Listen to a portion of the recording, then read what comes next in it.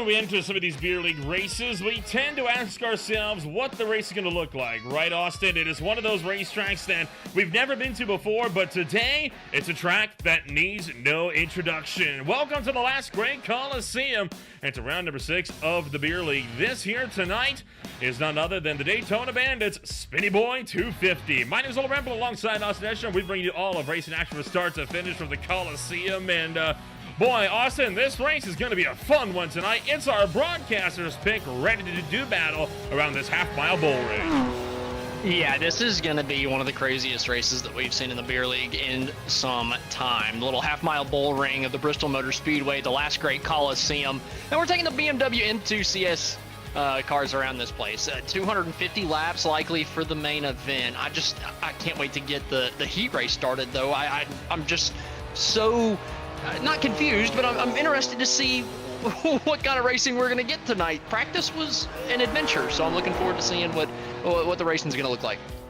Scott Fleming continues to hold on to the lead of the points, but not by much. Austin Tucker reels him in, and I mean, take a look at the gaps coming in tonight. In fact, I'm going to apologize.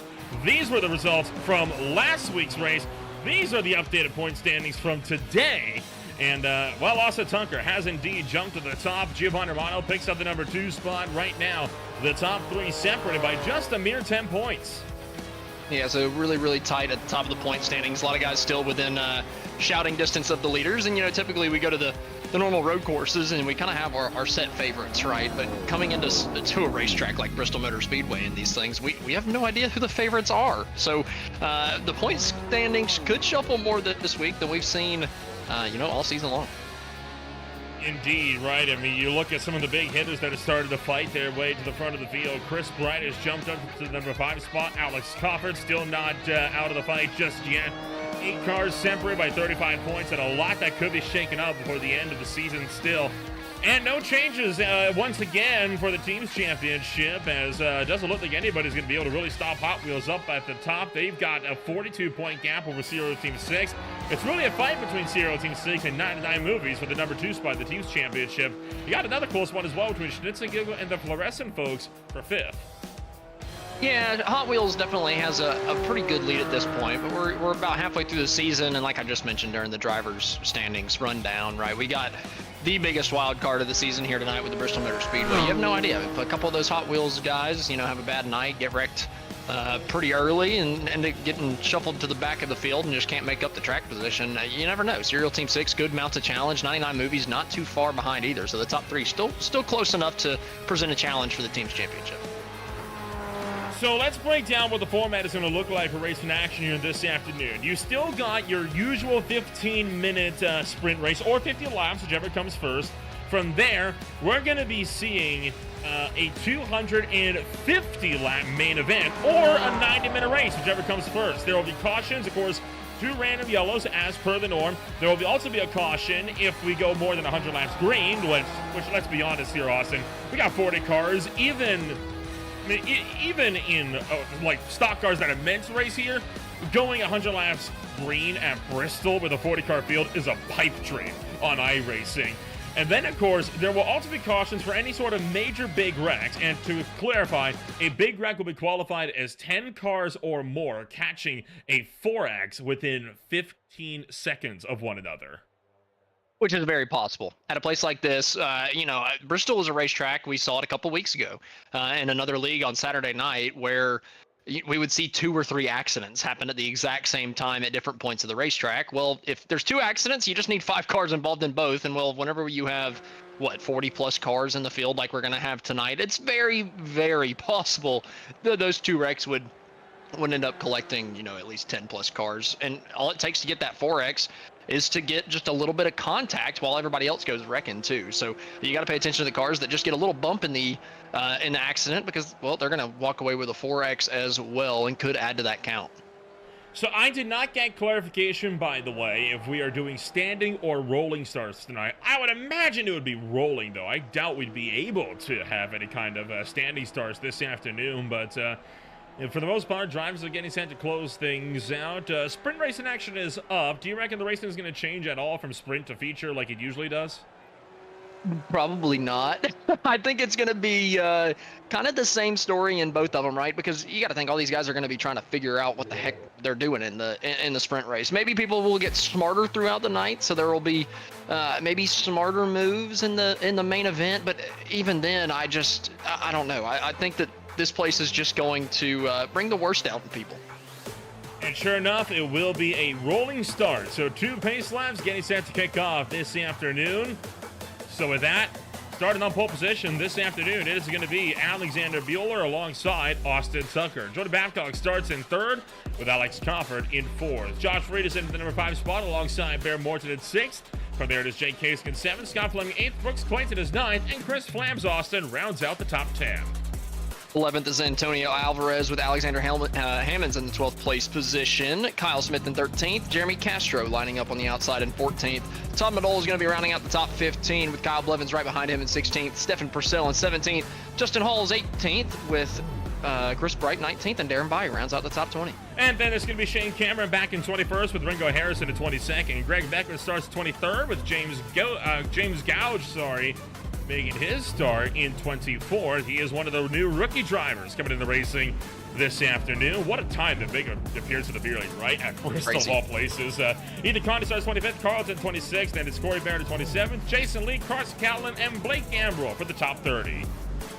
Aaron Dacker in 31st. Ron Wolf lines up in 32nd. Ryan Verhulst in 33rd with Tanner Klein on his outside in 34th. Ryan Murphy's going to be rounding out the top 35 with Tyler Vietnam on his outside in 36. Evan Campbell, Giovanni Romano, Eric Ronenberg, and Tyler Agostino round out the top 40. So we are just about ready to kick racing action off here this afternoon. The first oval race that we've been able to broadcast with these guys since that absolutely chaotic and somebody called it a hellish night at Daytona International Speedway almost over 5 seasons ago now. In fact, way back in season 5 when we first started broadcasting these guys, that was the last oval race they've had. They have sworn never to return to a plate track, but they didn't say anything about short tracks, and there was a poll held between what oval tracks people would like to see. This is number 3 on the list, so you could say that we're asking for it. Yeah, well, and I definitely asked for it, right? So, but these guys, you gotta pick what would work best with the road course cars. I don't think a little half-mile bull ring. It's different, well, wildly different, but it's I think it fits the bill.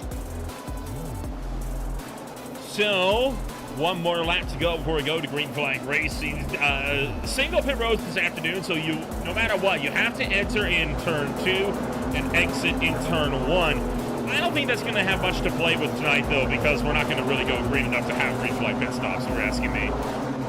Which is exactly why I wanted them to do the one pit road, right? Under caution with 2 pit roads. I've been burned by it too many times in the iRacing official races, where if you're on the back stretch, you just lose spots every single time. I don't think it's fair. I think it's honestly really stupid. They need to get something figured out regarding that with Bristol, but that's why we picked the single pit road tonight. I don't want anybody getting screwed by the caution procedures.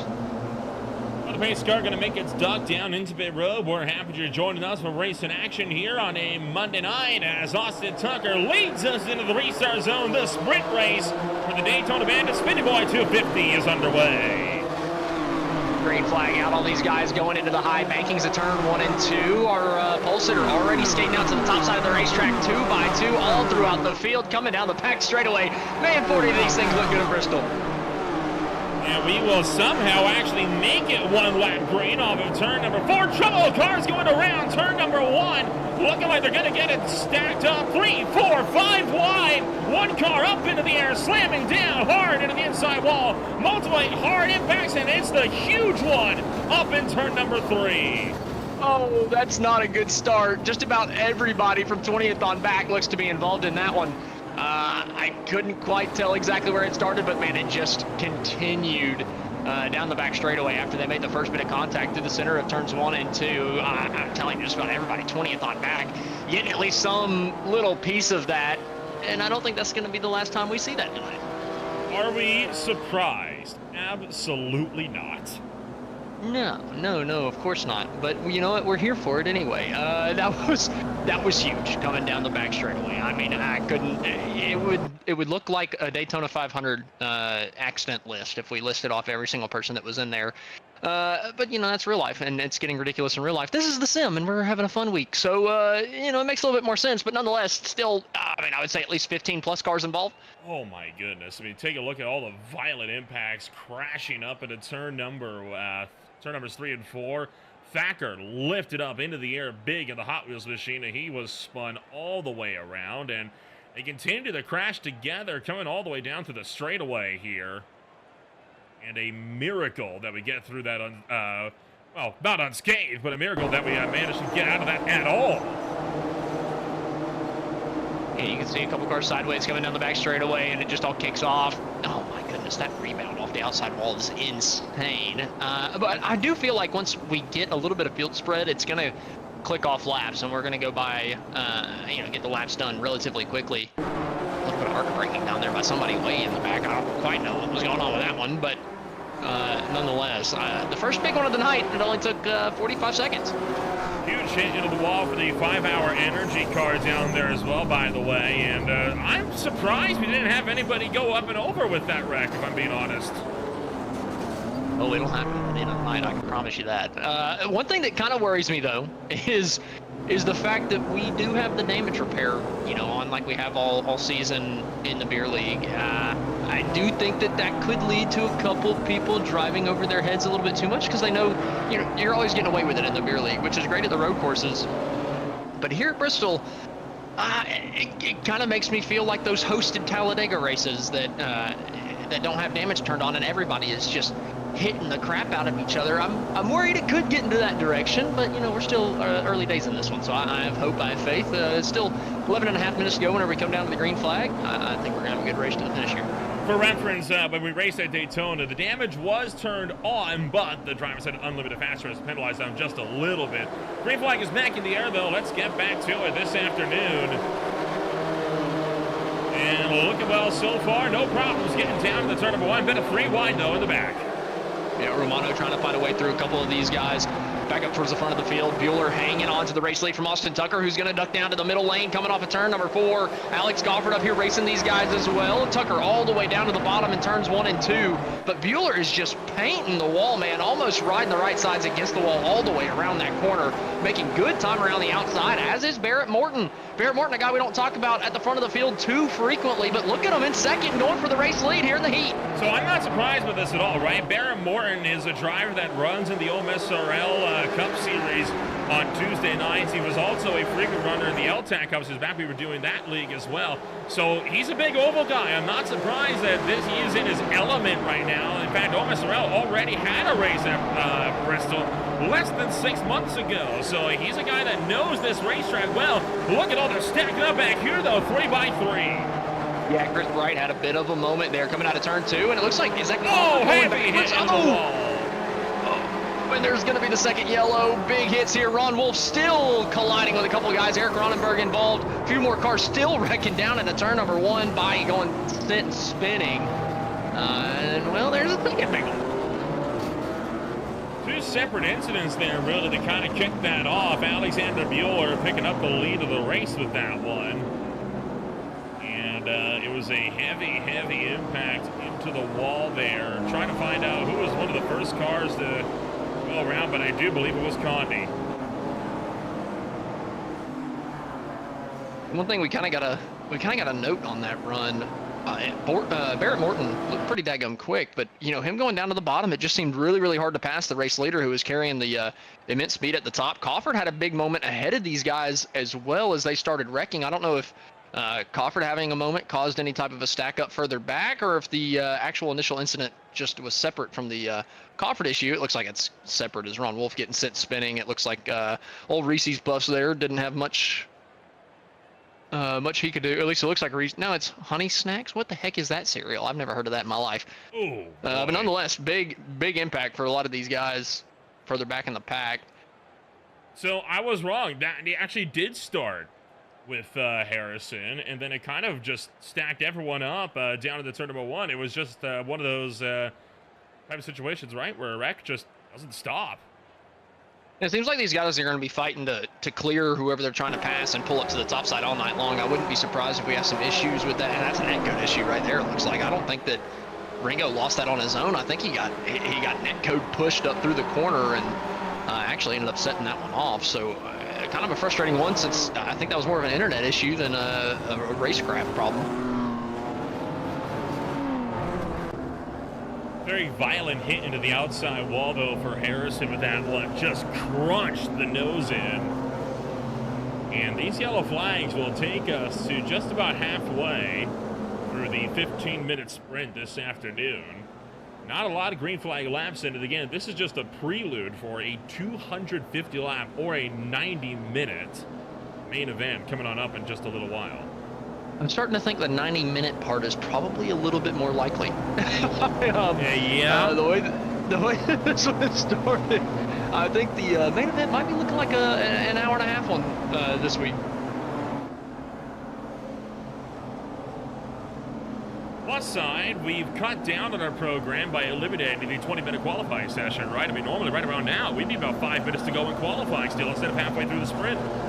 Yeah, exactly. So, you know, a little bit of give and take, right? You know, we can accept that. I'll take a little bit longer of a main event if it means we cut down the qualifying session a little bit, and you don't need that much qualifying here. So, looking like we're going back green, though.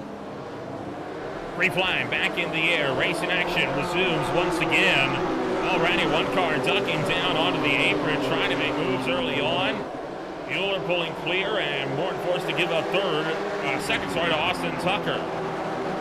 Yeah, Tucker rotating that top side of the racetrack really well through turns 1 and 2. Well, able to get the position from Morton from the top side, but 3 wide coming down to the turn number 1 for the back. Chris Bryant, Ron Wolf stuck in the middle. I mean, this is a big gaggle back here from about 30th on back. Good luck, everybody back here. I don't even know how you can figure out where you want to go entering the corner whenever you're all just stuck up under each other like this. Looking like they're gonna manage to kind of get through it unscathed. Whoa, look out, Cofford! Alex Cofford sideways, then back up into the outside wall, and that's gonna cause an accord in the fact, and around goes another bunch. Yeah, if you're gonna spin from the top half of the field, or from the front half, you're probably gonna become a ping pong ball by the time you get to the back of it. It looked like that was another Cofford issue. I saw him have an issue, you know, before that last caution. Here, entering the corner down into turn number 3, he just lost it all on his own and overcorrected into a car on his outside, came back down, and Bright just had nowhere to go. Take another look back. This is from the start. Yeah, just got on the brakes, and the back end starts to come around, and I think that was the 26 car that he got into up on the outside, and then probably would have been fine. Carlton made a quick evasive maneuver. He's going to pound one of the highlighter cars into the wall, and then just nowhere to go for Ron Wolf or the 42. They're both trying to slow down, and well, it's on from there. Chain reaction. Yeah, a little bit of a messy start so far. Might be second guessing my pick, but I'm willing to play it out. I think the main event, you know, like I said, people might get a little smarter. I think that knowing the main event is a much longer race, I think we're going to see some, maybe some more tame racing at the very beginning. But so far in the heat race, man, it's been straight up demo derby.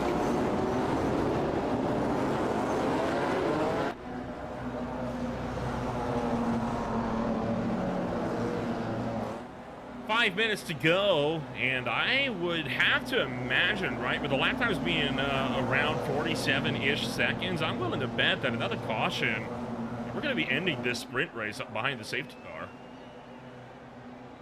Yeah, we very well could. It'll be close if we get a wreck really early on the restart. Maybe not. Maybe we'd have like a 1 or 2 lap shootout. But if we're able to run about 2 laps on this restart, and then we have something, I might be having to say the same. It'll be relatively close. But like you said, 47 seconds behind the safety car. You get about 4 or 5 caution laps each time around, but nonetheless, the lights on the iRacing safety car have gone out, so we're on the 1 to green, and it looks like Bueller, Tucker both lined up on the front row, getting ready to go. The top side has not had a good restart at all yet, right?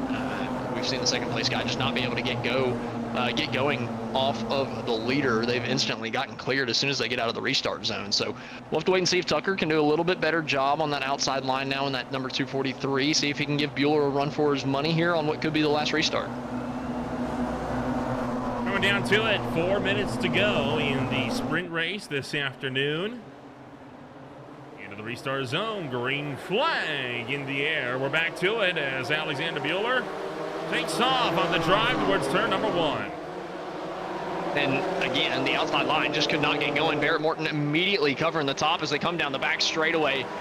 Everybody filing out, top 3 single file. Kasich down on the bottom, trying to get the bottom side to work through 3 and 4, but further back, oh, sideways already down at the very bottom. 4, 5, 6, 7 cars getting stacked up, and that might be what ends the heat race.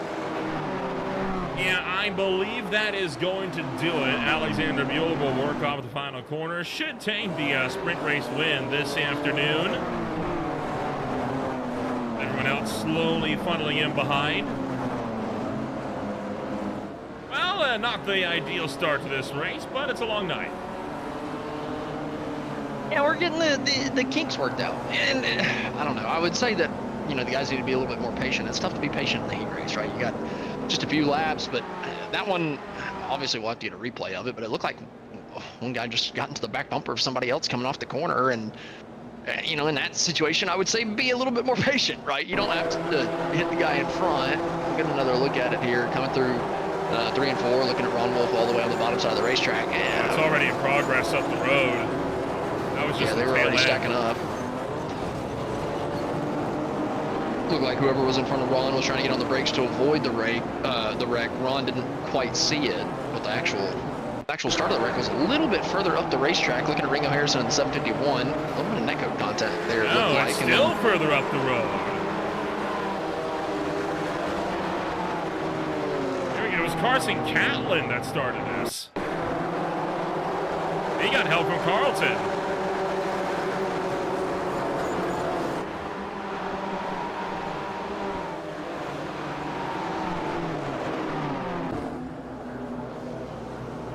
Minute and a half to go. This might be close. If we go green next time by, we might get 1 lap in, but I can't say for sure. I think the race might be over though. Yeah, I think Bueller's going to come away with the heat race win. Barrett Morton with a good second place finish. Coming up to the line, I do think they'll get the 1 to go, but I think it's going to be too close. Well, if they get the 1 to go, we learned a couple weeks ago, it's like what, average lap time or fastest lap time of the race that determines when the white flag flies. So I think we would be guaranteed a 1 lap shootout because they won't throw the white flag here if we get the 1 to green. Let's see, is it going to be 1 to green this time? Yes, it is. So we are guaranteed here to get 1 lap. I think we're just going to have a 1 lap shootout to decide the heat race. I'm down for it.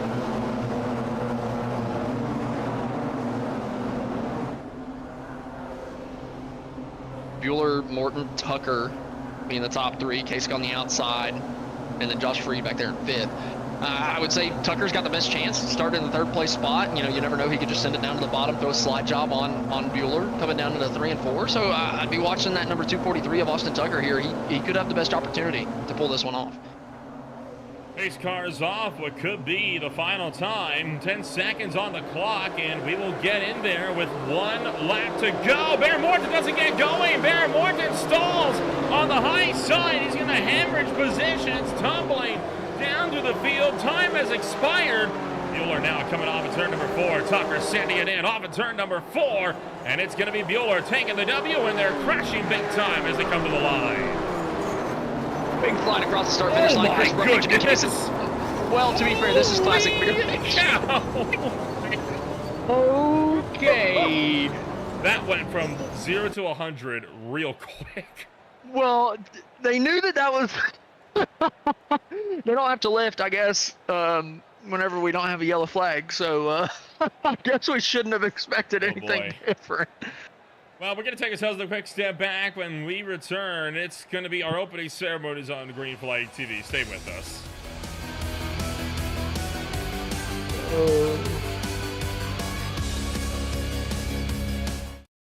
Racing isn't easy, but experiencing it is. iRacing puts you in the driver's seat with the industry's leading sim racing game. Drive on laser scan replicas of the greatest racing circuits from around the world. go head-to-head against other drivers chosen by skill-based matchmaking to ensure competitive racing at every level. Compete across all your favorite series in officially licensed cars engineered to deliver the most accurate driving experience possible.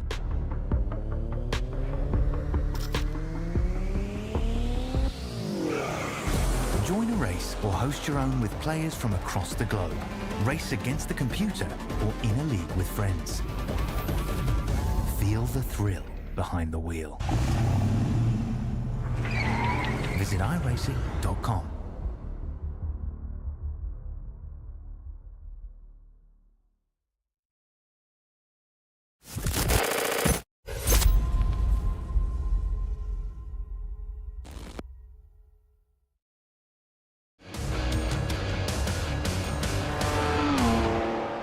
Back to Green Flag TV, getting set for the main event coming up in just 2 minutes time here, and we'll go through your starting grid once we actually get down to the main event. But Austin, an interesting start to the night. We've got either an hour and a half or 250 laps coming on up. I think the hour and a half is looking the most likely. I think it's going to be tough. Now, don't get me wrong. If we get spread out, I absolutely think we can get a long green flag run. It's just on the restarts, right? We're all bunched up under each other. It just takes one mistake from one guy getting into somebody else, and all of a sudden it's just a big stack up because obviously everybody's washing up the racetrack towards the wall. The preferred groove seems to be the outside, so most of the guys are going to be riding that outside line. It's going to be tough to switch lanes in the middle of kind of already committing to the top if somebody wrecks in front of you. So there's a lot that kind of play into it, but I'm hoping these guys can take care of each other a little bit more, considering this is going to be a lot longer of a race. You know, they got a lot more time to get stuff done, not just the 15 minutes. So I'm looking forward to it. I think we're going to see a little bit better of a show, and well, not less cautions because we got so many more minutes, but I think they're going to be a good bit more spread out. We'll be fine. We'll be fine. I'm sure it'll be fine.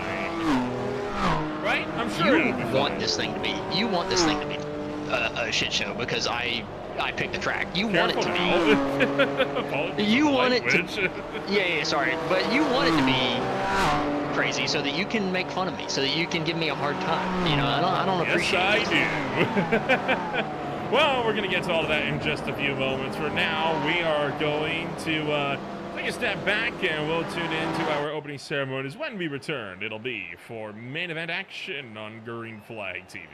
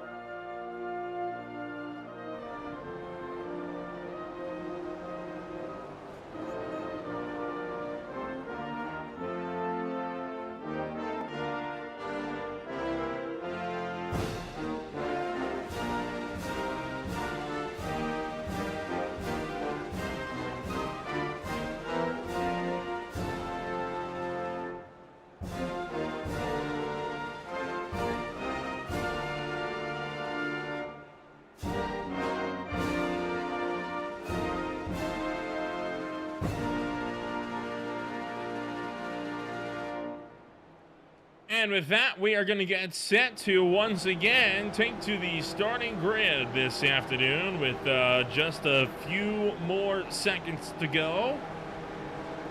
Tell you what, it's going to be a wild show, though, this afternoon. And, well, if the sprint race anything to go by, we're going to have a lot to talk about throughout the course of this afternoon. Starting on pole position, then, this afternoon, you're going to have none other than one James Gouge, who finished the sprint race at 12th. He starts on pole. Top of will be on the sign up on the front row. Ryan Verhulst is in third with Bear Morton in fourth. Antonio Alvarez in fifth with Jerry Castro in sixth. That is Purcell and Babcock, seventh and eighth. Smith and Freed round out the top 10 with Tucker and Bueller. Then Austin rounding out the top 12 as second and first in the sprint.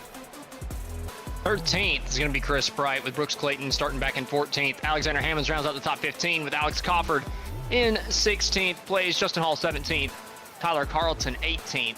Carson Catlin in 19th. Aaron Thacker rounds out the top 20 with Adam Joseph Mailhot, Tanner Klein starting 21st and 22nd. Scott Fleming and Chris Flams rounding out the top 24. And from there, Shane Cameron, Corey Barron, the 25th to 26th, Greg Beckman, and Tyler Marcino, 27th to 28th. And to close out the top 30 here, it's going to be Taryn Bai and Blake Gambrell.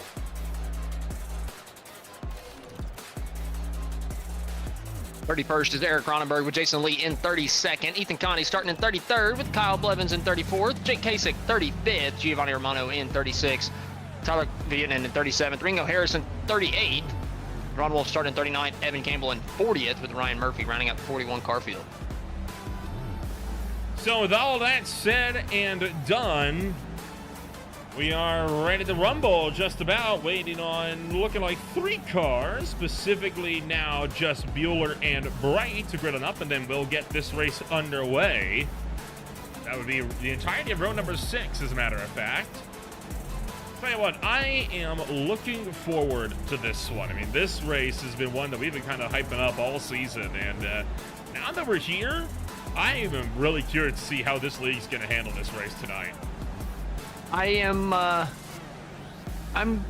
was looking forward to it beforehand. The heat race has me a little scared. I'm still excited for it. I think we're gonna have a better showing here. And like I said, I think maybe these guys will take a little bit more care of each other, knowing that we have a long time, right? We got 250 laps or 90 minutes. So get into a rhythm, find a good groove. Don't necessarily push your luck too early, because this is a long one, man. It's basically an endurance race of sorts.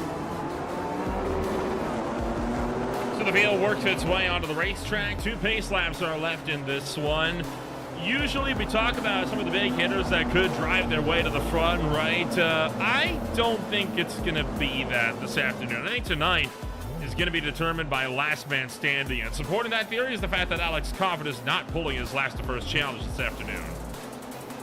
Yeah, I feel like you don't necessarily need to do it here at Bristol, especially, the heat race wasn't great for Cofford. He had 2 incidents himself where he kind of had moments. So, putting himself mid-pack, I'd be worried, but not as worried as being back in, 40th place like he normally is, starting at the back of the pack. And he doesn't have quite the same advantage that he has most weeks. Him and Romano, being as fast as they are on the road courses, coming over to the oval, that advantage is kind of gone. As I say, now Romano is starting from not quite the back, but near the back. Do you think he can drive to the front? He's got the highest oval I rating in here by about 3,000. So I think if anybody has a chance to do it, it's Romano. The field going to work itself down to the turn numbers 3 and 4. Once again, we're ready to get racing action underway. The iRacing pace car pulls into pit road. And it's go, go, go for the Daytona Bandit, Spinnyboi 250. James Gouds leading the field down into turn number 1. Some door contact a little bit further back already with one of the highlighter cars pinching someone down. But ultimately all the way through turns 1 and 2, just 1 or 2 3-wide battles to speak of. But ultimately most of these guys getting it, not sorted out. Big break coming down into turn number 3. Most of the back half of the field already crashing, coming down to 3, including Romano. Kasich still hooked together with Ringo Harrison as we're coming out of 4. And the caution comes out for the first time tonight with a big crash up in turn 3 and 4. It started down the back straightaway, and it just kind of never stopped. Yeah, I couldn't quite tell where the first bit of contact came from, but we're going to get a bird's eye view here coming down the back straightaway. See exactly what happened. See the 07, is that? Or sorry, the 137. Chris Flams kind of getting in the right rear and then sliding up the racetrack.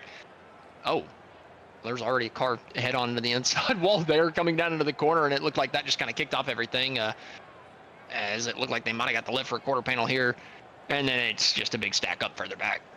Yeah, this kind of all started way at the tail of the field. That is Justin Hall. That is was one of the first cars to go around to this one. This is what happened to him as, contact with Thacker sends him hard into the inside wall, back to traffic, and just nowhere for the rest of the field to go. Harrison kind of got caught up in the air and nearly went into the catch fence. I think we need to remove the inside wall. Remove the inside wall maybe for this, and then we won't have the rebounding back onto the track. You do that, they're going to cut straight across the infield and into the rest of the pack on the front stretch. Well, I didn't say remove the garage wall, just the pit wall, right? The secondary wall here. We don't have any real crews on iRacing, so we can edit that wall out.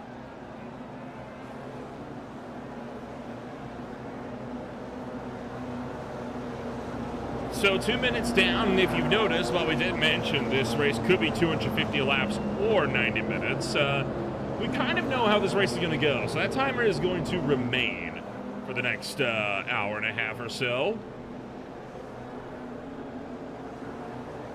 Probably the correct decision.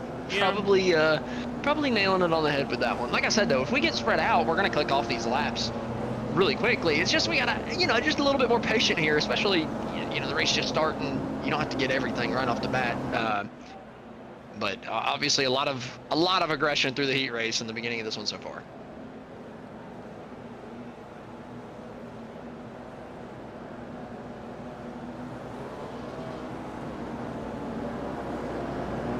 Well, we're going to double it up, and Gouge, not sure if he wants to go high or low. Looking like he's going to opt for the inside, though. I don't think this league offers lane choice, so that seems to be the only choice he's got. Yeah, I feel like, it's probably the best thing to do, right? I mean, you get the easier turning radius, or the smaller turning radius while you're not going full speed. So the inside line likely to be the best that you can do through turns 1 and 2 on restarts, and then you kind of migrate up to the top. And it seems like the progressive banking really comes into play and helps these guys out. So it is going to be relatively decent to pass, but hopefully a little bit more patience. Green flag back in the air this time by... As we cycle down to the turn numbers 1 and 2. Gouge, Morton, Verholz, Castro. Gonna get up and run with one another. Brand Morton stalled out in that one-lap dash of the sprint. Now, going to go into the outside wall. He tries to fight his way through, and crashed already. Runs straight away. Down across the racetrack goes the 549 of Kyle Smith. Back to traffic. Went up into the wall. No yellow yet, and now it is forced to come out. Oh. Big stack up on the exit of turn number 2 after it looked like everybody had it kind of missed coming down the front straightaway, but something else kind of transpired. What in the world? Oh, Tucker got like in McQueen, and McQueen just backed it up across the Volkswagen. Okay. Right. So it continues. Again, that was a big move coming out of turn number 4. I couldn't quite tell who made it, but one car went to the middle lane as they're already 2 wide in front of them. I believe it's the car sideways here already. He kind of made the move behind the 3, trying to fit the hole between him and Tucker down on the bottom. And the hole's definitely there, but then he checked up a little bit through the center of the corner, and well, he's got another car right on his back bumper, the 95. Didn't really have enough time to check up. So, I mean, again, it's just a lot of aggressive moves early. We do have a long race here tonight, but man, everybody's fighting for every inch right off the bat. Yeah, heavy hits into the outside wall, and then while all that was going on, Austin Tucker ended up having in a moment. Now, this was well after the caution flag comes out, by the way. Caution flag comes out right, so the yellow is out. And looking like the 24 just got loose up the road and collected a bunch of them. Yeah, Castro, I don't know if he was entering the corner right at the moment that the caution came out and he maybe got on the brakes a little bit too hard reacting to the caution, or what really happened with Castro, but like you said, just getting loose, coming through the corner after the yellow flag already out. We're going to catch up a couple other cars. Hopefully they didn't lose too many positions off of that. Maybe a few of them getting those spots back. I know iRacing's timing and scoring can be a little weird with that. Coffer did a great job getting through there at that point. And they just kind of kept coming together down the front straightaway. So kind of the long one. We've had a couple big ones. That was the long one. So the pack working itself down and around into turn numbers 3 and 4. As we will tick off 1 lap to go here this time by, and we'll get this race back underway, hopefully, for more than a lap this time.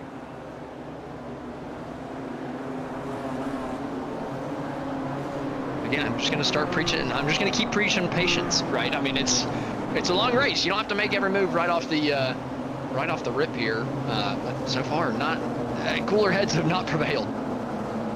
No, it has not. I mean, putting it mildly, it's not going to get any, it's not going to get any more stable as the race goes along. Pace cars off. Green flag back in the air. I am getting word here on this restart that they are going to be bumping up the incidents required to bring out a caution every single time one is thrown. So it's going to become less and less frequent. Oh my goodness, talk about no patience. Just about 4 wide through turns 1 and 2 there on the restart. A lot of guys trying to make big moves every single time the green flag comes out. Still side by side for the race lead. Barrett Morton on the outside, trying to go for it already around the outside of James.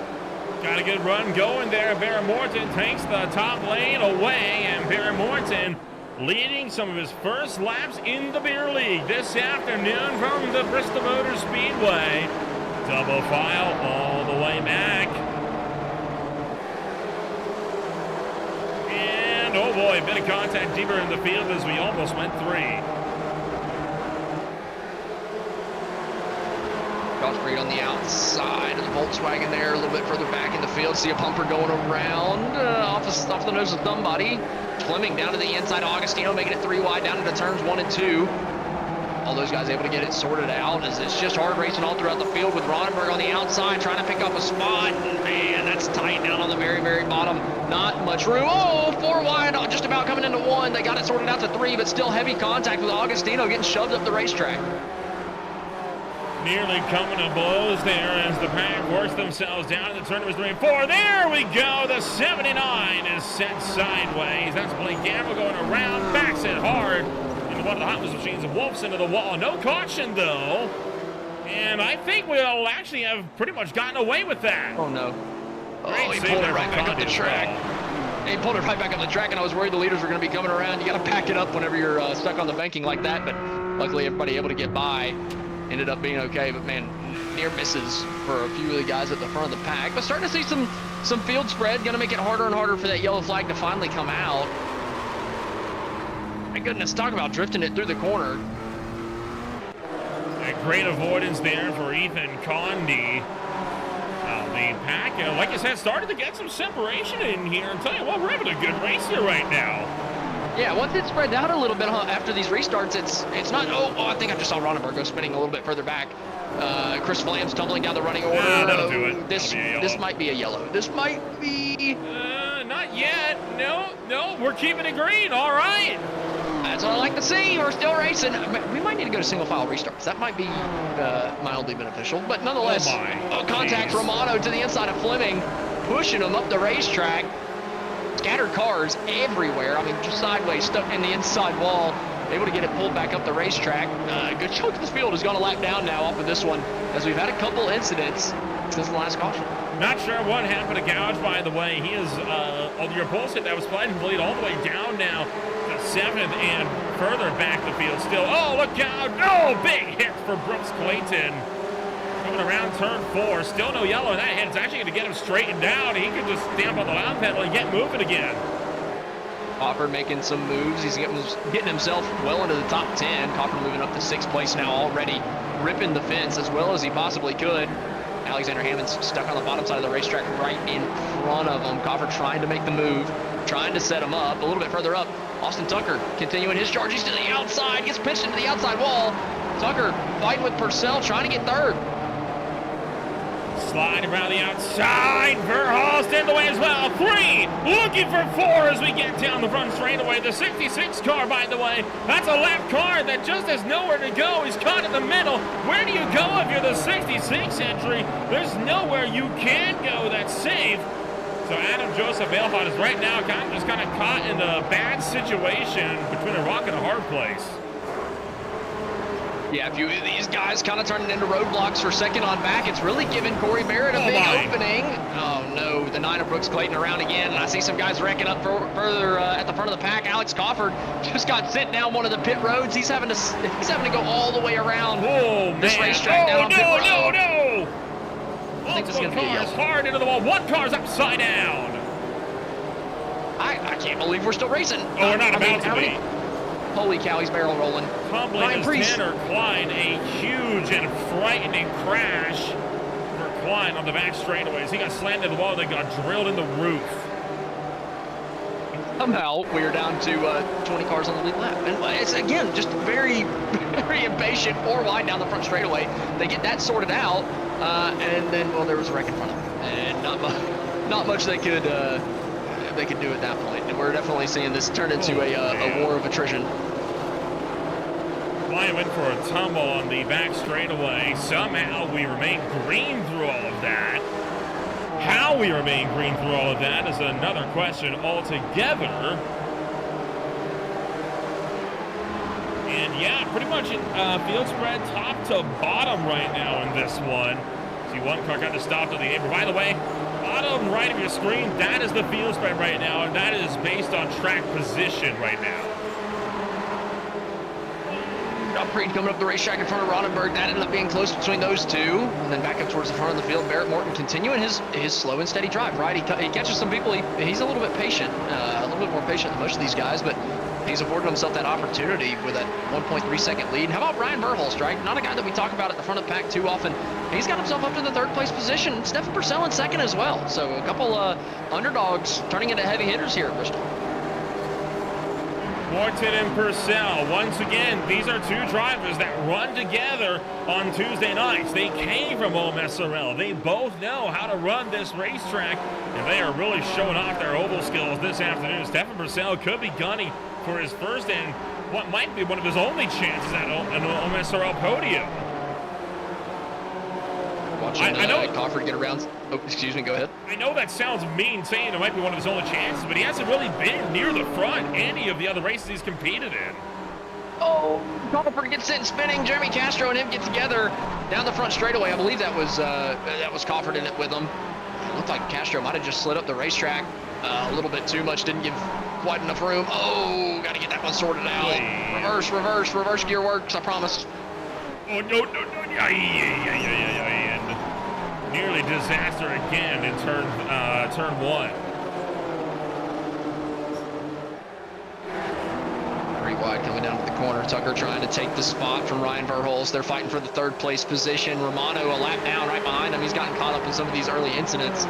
Has gotten himself behind. Obviously, if we get the yellow, I think we're still going to have the typical beer league wave around procedures where a lot of these guys are going to get back onto the lead lap, if not everybody that's still in the race. So as long as you keep in it, just get a caution, which might be coming out right now, because right behind the race leader, it is a huge stack up down the front straightaway. There it is, the big one, as he struck big time, and we're still flying in here, still crashing on the front straightaway, still piling in. Come on, guys, caution's out, slow down. I get it at first whenever the green's still out, because you got to keep your foot in it, right? You don't want to lose any positions, you don't want to lose the time, but the caution was out for a little while before a couple of these guys came slamming in there. So little bit of ARCA braking, a little bit further back, but it is Bristol. It is Bristol. Take a look at what happened here. This is Brooks Clayton. This is a completed separatist that happened coming down the back straightaway, hard into the inside wall, and then as the field comes off of 4, trying to track where this starts at, and I think we might have caught it a lap or 2. We did. We caught it a few laps early there. Here we go. This will be the one. So Jeremy on the outside. Oh no, that was Castro's crash from earlier. Here we go. This is the crash with Brooks Clayton. Lost by himself. Just a little half self spin, and then they get caught in the middle of the racetrack coming off of 4, and it's kind of blind at that point, right? Everybody else is stuck in the banking, and you're just kind of looking straight at the racetrack. You don't necessarily see the guys off of the corner that are stuck sideways, and unfortunately they just come into view way too late. Ended up being one of the bigger stack-ups we've seen tonight. You look from our starter stand,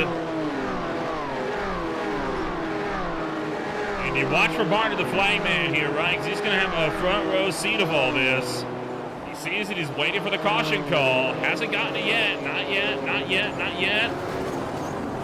Right about there, the yellow comes out, and then at that point, you need to be slowing down, and there just was not nearly enough slowdown being given there. There were still people flying down the front straightaway.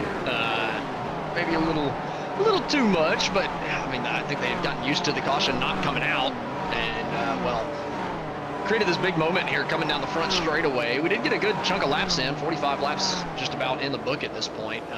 So whenever we get going green, it ticks by pretty quick, but it's just getting to that point. I'm not sure if anybody actually got the wave around. I don't know if we were given waves. Still seeing a lot of people trapped a lap down, so just kind of sitting here waiting to see if some of these guys are going to be getting their lap back, but I don't believe so.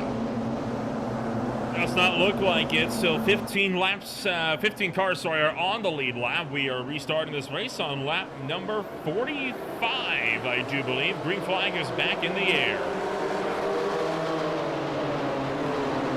Barrett Morton easily out to the race lead off of the restart.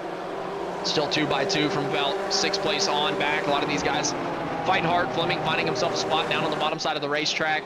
Able to cycle in. Now Austin Tucker side by side for second. He's going after Stephen Purcell.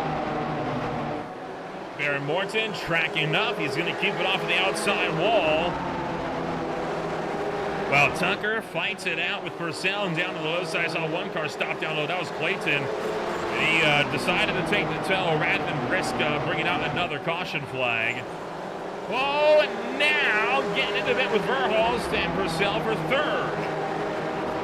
Purcell got into the wall ever so slightly, just slowed his momentum up. Verhulst almost got to the back, but he did a good job avoiding it. Ronenberg further back in 5th place, finding the fence. Austin Tucker, though, up front, trying to run down your race leaders. They're side by side further back. And just about 3 wide coming onto the corner. They get it kind of sorted out. Crawford trying to get his march back through the field, get as many of these positions as he possibly can, and in hopes that he can somehow get his way back onto the lead lap. These drivers here right now, I think, are about 2 laps down now. Tanner, Klein, Crawford, Harrison, Murphy, and Wolf all in the 5-way scrap for the 27th spot.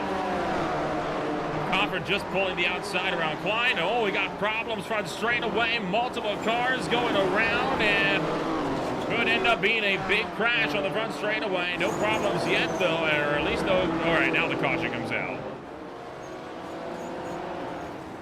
Oh, that's your race leaders coming in way late on these guys. Ultimately, their damage will be fixed, so they'll be fine. But yeah, the yellow flag again was out for a little while there. We'll have to get a look back, see exactly what happened. Freed just slowed through the middle of the racetrack. Did he come down on the cars coming through? It just seemed like he might have tracked down the racetrack there as he was slowed through the center.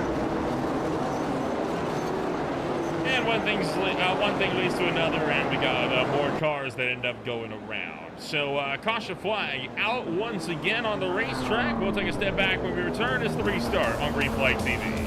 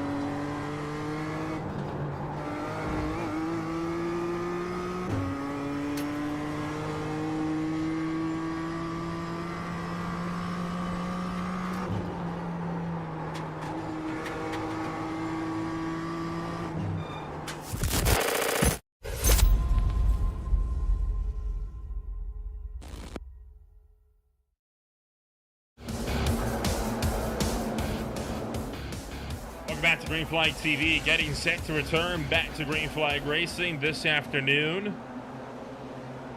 With the field working its way through turn numbers 3 and 4, back to the start-finish line. And Green Flag back in the air. Austin Tucker up to the race lead now as our previous leader decided to come down pit road under that yellow flag. So Barrett Morton stuck back in the 12th place position, but having to start behind just about the entirety of the field. So Tucker assuming the race lead, Fleming down to the inside here of the McQueen paint scheme, trying to pick up a spot on Alexander Hammonds. Not quite able to do it as they're still side by side down to 1. Still side by side, Augustino, Hammonds, Fleming, Flams, all under a blanket now as we work our way down towards turn numbers 1 and 2, and further behind a thick gaggle of race cars tucked up in a line, and this has got a huge mix of drivers that are both on the lead lap, 1 lap, and then 2 laps down.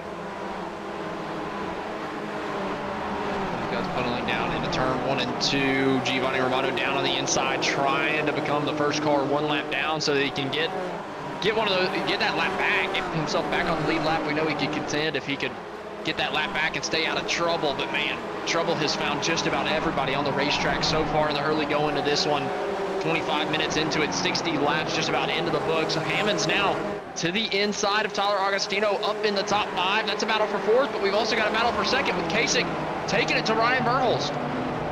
Down to the bottom side of the racetrack, Campbell around in turn 2 to a caution, though will keep it green as Kasich successfully takes 2nd place away from Ryan Verhulst. He's just got to clear up in front of the nose, and he's going to do just that. So that'll take us back now to the fight for 4th between Augustino and Hammonds. And then you've got Flams, Fleming, and Moore that are still packed up just a little ways behind, fighting it on to the front straightaway, and it's a good, hard-fought fight here that these guys are having. Around goes the 26, punted up into the wall by the 37 of Fleming, and Hammonds, I think he's going to get away with it. Yeah, he was having a hard time there. The car just wasn't repairing in time, so he just really had no control over that race car as it was stuck against the wall. But ultimately, Fleming getting into the side of him to kind of kick that one off, but nobody else involved. So both those guys go sliding down the running order, staying on the lead lap though. So if the yellow flag comes back out, they'll be able to kind of gain all that time that they lost under the incident. But nonetheless, both of them losing a good chunk of track position. Barrett Morton getting himself back into the top 10 after leading much of the early portion of this race due to that incident, and he's looking for a little bit more. He's on the back bumper of Brighton, and it looks like that's Darren Bai. Darren Bai being at least 1 lap down at this point, so he's getting off to the bottom side of the racetrack, not presenting too much of a challenge to these guys, but they're looking to make it an offset 3 wide coming down into 3, but Wright's going to be able to hang on to that spot. Great move there from Bright, goes up the middle of Alvarez and takes that spot away. Gouge going to, sorry, no, that's Bueller, no, that's Morton going to get through as well, the number 92. So some more progress starting to be made this afternoon. Shane Cameron going to catch the wall just a little ways behind as he's now put 3 wide, and he's going to be turned by Harrison around. How about that? What a save. Yeah, great save there. I don't know how in the world Shane Cameron just hung onto that one. Ringo didn't cut him a lot of breaks there. Cameron just getting argy-bargied in 3 and 4, and then he left enough room down on the bottom, but Ringo just got into the left rear and sent him up the racetrack. Ringo not using quite all the racetrack on the bottom side, but ultimately everybody able to keep the thing straight and moving forward, and we're able to stay under green. Almost 70 laps deep in this race, and we are just shy of 1 hour left to go. Time continuing to run out. Just behind these guys, a thick battle starting to develop. This is for 20th. This is a battle for the first car, 2 laps down. Jason Lee over Ron Wolf. Wolf about to get passed by Crawford for that 21st place position. Looking down to the inside, Crawford not quite able to get there, not able to get the position just yet. Still looking down to the inside through turns 1 and 2. Some contact between the two as they come off the corner. Both of them able to keep it straight, keep it moving. It's a close call between the two fighting for the 21st place spot. Oh. Who in the world was that to the inside wall?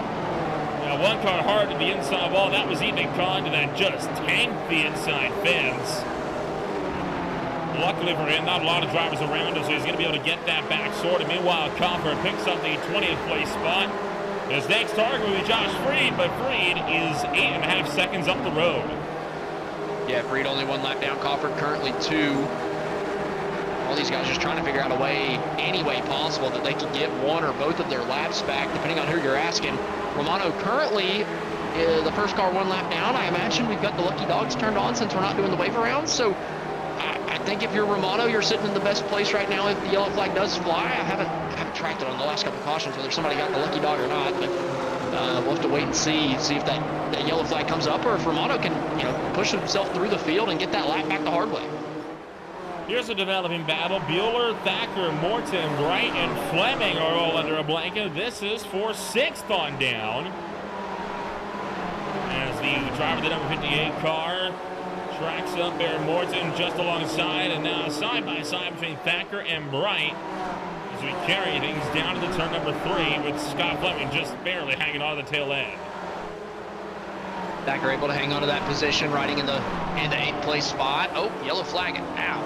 This would be a random yellow, I would believe, because there's definitely no incident on the racetrack, or trust me, we would know about it. I was about to say we would definitely be seeing a lot of guys wrecking if this was a normal caution, but this being a randomly thrown yellow, this is a good time to kind of pay attention to Romano. He was the first car 1 lap down, so does he get any type of lucky dog or wave around at this point for the driver of the 99? We're gonna have to wait and see whether he's able to skip the field or not and get himself back into contention. I imagine some drivers might be looking to maybe take the chance to come down to pit road as well. But no lucky dog, it looks like, Giovanni Romano. So we'll get further word on what the situation is with that. But while we do that, we're going to go back to break. And we'll return with the main event on Green Flag TV while pit stops are underway. Tucker leads the bid.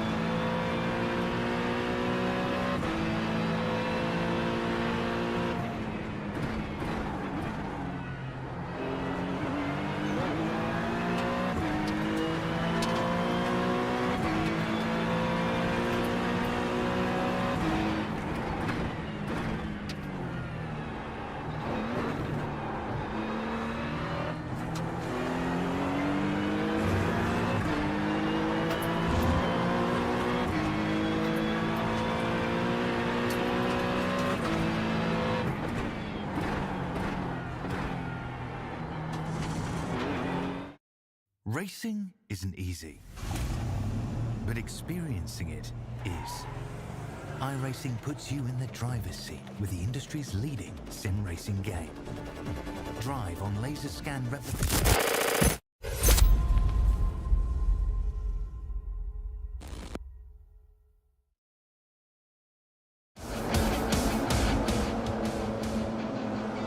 Welcome back to Green Flag TV. Just about ready to go back to Green Flag Racing this afternoon. 55 minutes are on the clock, Austin. As it'll be now Jake Case taking over the lead now that wave rounds and pit stops are complete. Yeah, a lot of guys have gotten some waves, so we got a lot more guys on the lead lap, up to 18 cars sitting pretty with an opportunity to win this race. Obviously, if we get one more random yellow, then we're going to get a lot more rounds of wave rounds to get people back on the lead lap. But already hard racing coming off of turn number 2, 3 wide a little bit further back. Augustino stuck on the bottom. Tight here between Bright and Ronenberg as we come off of 4. Tight indeed, but so long as they're not going around, we should remain smooth sailing. We are under an hour to go now, by the way, so we're in regular beer league time limitations now. As the rest of the pack siphons their way off of turn number 4 to the front straightaway. So far, relatively one of the tamer starts I think we've seen so far tonight. Yeah, I was about to say, that's probably the cleanest restart that we've seen so far. Now that we say that, though, I imagine somebody's going to, stick their foot in our mouths because I'm just, I don't know, that what I've learned so far is not to get too complacent. The wreck is just one corner away. But so far, so good. Austin Tucker came down pit road that time. He had to cycle back to the back of the lead lap. He's in the 9th place spot behind Chris Bright, trying to make some moves. He's on the top side of the racetrack here through 3 and 4, trying to get the run off the corner so he can pass Bright, or through turn 2, excuse me. Now coming down to 3 and 4, Tucker still to the outside, trying everything he can to get around Bright.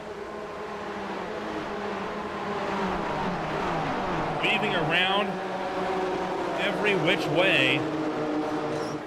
Couple of cars glancing off of the outside wall, but nothing that leads me to believe that we need to be worried about a caution coming out anytime soon. As we've also seen, they can only take one split-second decision when you're racing at these speeds around this racetrack. One bad bump, one little tiny slip. It's not an easy track to run at, remember. 71 degrees Fahrenheit. It is a chilly track surface out there right now. Relatively cold, 66 degrees out here. So, I mean, honestly, I would say that there's a decent amount of grip. Like, typically the colder, the better to a certain point. Once it gets so cold, though, the tires don't necessarily grip to the racetrack quite as well. It's almost like you need a little bit of heat, but not too much heat. I feel like we're not quite in the sweet spot. Maybe it's a little bit too far on the cold side for complete comfortability, but ultimately these guys handling it well at this point. I think they're starting to kind of get into a rhythm, and we're seeing a lot cleaner racing than we saw at the beginning portions of this one. And trouble as one car up into the outside wall in turn 2. That was Jordan Babcock. Going to slide all the way back down the racetrack. Well, back down the field, I should say. And now he's able to kind of get things working. The 26 there. Kind of catching a bit on the outside. Going to send him around now. Ronenberg finds the wall and nearly checks it off to Tucker. Ronenberg trying to hang on to the spot over Chris Flams, but Flams down on the bottom of 1 and 2. Looked a little quicker through the center of the corner. Ronenberg getting the run, coming out, and we're stuck 2 by 2 by 2, a few rows deep. Coming out of turn number 4. Not a lot of room for error for these guys at this point. All fighting inside the top 10. Just outside of the top 5 as Verhulst is just scooted away, but Tucker all over the back bumper of Ronenberg, almost getting into him as they're still side by side for 6. Still side by side. Now looking for 3. Just a little bit down through this field. Overall, though, a very clean start. We mentioned one of the cleanest starts we've seen yet. But how long before that goes wrong? It'll probably be here when they go 3 wide. Oh, not a lot of room there, but ultimately Alexander Hammonds is going to come out the victor out of that, picking up a couple positions, but still stuck side by side with Chris Flams for the 6th place spot. Chris Bright way down to the bottom, a little bit further back. Aaron Thacker stuck in the middle. Can he get off that corner, find a hole up at the top? He's able to do it. as it looks like Alvarez looking down to the bottom now of Agostino, trying to get himself into the top 10. Trying to look for it, but not really seeing much of an in right now for that machine, as the pack is continuing to duke it out amongst themselves. And oh boy, Thacker so close to the tail of Antonio Alvarez. Alvarez now looks low. We got one car, 3, 4 wide. In the middle of 3 and 4, cleans it up the track, just sort of right up the track. One car is onto the airport, 4 again, entering turn 1. Giovanni Romano getting spinning down into turn number 1, hard contact and into the outside wall. Romano just got back on the lead lap, and now he's going to fly it back up in front of traffic. Get it straightened out. I think he's able to stay on the lead lap, which he needs more than anything at this point, because you just never know if the random caution is going to come out, but this is huge. That's your race leader, Jake Kasich, going flying into the wreck. Oh, this is big through turns 3 and 4. All the leaders just trying to come through and not die, but Barrett Morton's going to get the race lead off of that from the misfortune of Kasich. And somehow we keep it green through that calamity. Well, everybody else, 2 by 2 by 2 with a little bit of 3 at some points on the racetrack. Holy cow, though. One of the closest calls we've seen so far tonight were the caution. Yeah, I felt like we were 1 or 2 cars away from that actually bringing out a yellow. But how about Barrett Morton, man? He pitted not too long ago under one of these last few cautions. He went to the back of the pack. Oh, Shane Cameron losing it off of turn number 4. He's going to nose it down into the inside wall. But back to Barrett Morton, man. He's done a great job picking his way through the field. Obviously got lucky with Kasich getting involved in that incident. But nonetheless, he came from the back to the front, got up to second place before it, and has gotten himself into the lead once again. Scott Fleming also doing a good job. He had an issue a handful of laps ago, falling back through the pack with one other competitor, and he's gotten himself back up to second. He's looking just a slight bit quicker than Morton, but he caught the fence out of 4th. On board right now with Scott Fleming as he tries to get himself working. Actually, whoa, no! Ronenberg's up and over in the middle of turn 2. Huge crash on the first half of the lap as Ronenberg is on his lid, and he is going to be forced to take a tow. Ronenberg, one of the cars that was on the lead lap, but unfortunately having to take the tow, like you mentioned. That was a big accident for Eric, coming to a rest on his lid. Watching a little bit further up, it started up towards the front of the field with Verhulst, Agostino getting set sideways as well, and eventually Ronenberg just getting it spin over on his lid. I can't believe he didn't get knocked back over to his wheels. Usually something that happens even in stock car racing here. There you see Condon just snap sideways, go hard into the wall, and then Ronenberg just rebounded off of Condon directly up and over, and one driver that needs commendations on getting through that was Kyle Blevins, right on board with him.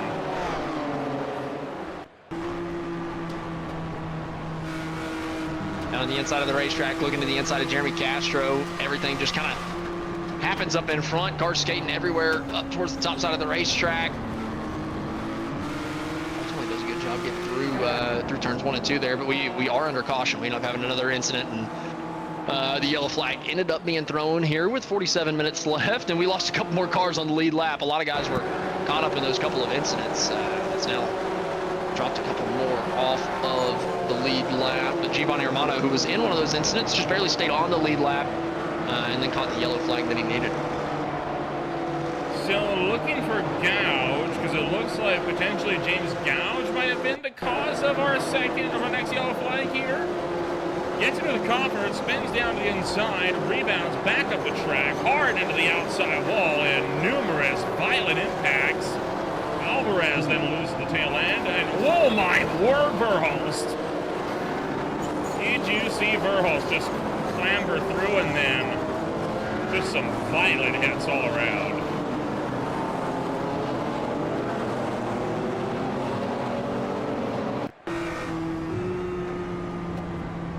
It's on board with Verhulst here, and watch this, because this is a wild sight. He is just barely going to squeak through that. Holy cow, Verhulst. How in the world did he manage to get through that gap, get himself through there A-okay after we saw him involved in the wreck before then, keeping himself on the lead lap as well. So well done from Ryan, keeping himself, you know, with a fighting chance. You know, we mentioned this is going to be the wild card race of the season, and it's definitely proven to be that way. Barrett Morton, a guy that we don't typically see leading races, has led probably the most laps so far here today. Jake Kasich, you know, he typically runs up towards the front half of the field, but he's probably our only normal contender that's led any laps tonight and has been consistently up front. Tucker, you could maybe classify as something similar, though. Austin Tucker having a decent night. Alexander Hammond's up here as well. Chris Flam's doing a good job. He's been caught up in some things, but he's gotten himself back up towards the front. So a lot of these guys, you know, kind of taking this opportunity by the horns, right? We're halfway through this thing, only 12 cars on the lead lap, and most of them haven't seen victory lane in a couple seasons. Just shy of the halfway point as well in the lap count as well. We're less than 10 laps away. So theoretically, this race could still end on laps if we get a really long green flag run in here. Well, with less and less cars on the lead lap, I think we're more able to have it. But 3 wide coming to the line doesn't necessarily look great on the restart. A couple guys trying to figure out exactly what positions they needed to be in there as we came back to green, but already single file up towards the front of the field, except for Austin Tucker going for the move on Hammonds down to the bottom of turns 3 and 4. Not going to be able to make it stick, though. He's going to try to stay side by side, but coming down to 1, it looks like he's just going to concede the spot for now. As most of the action's a little bit further back. Here's Josh Reed side by side, coming down into 1 with Thacker, making it sorted out. I'm seeing a little bit more patience for the most part throughout the field than I saw her in the early going. Yeah, just a little bit, but hey, there's still room, especially back here, because, okay, this group is difficult to figure out, because there's not a lot of cars that are actually battling for position up here. All of the guys that are battling for, these are all guys that are just on different laps from them. They're trying to just work their way through and run their own race.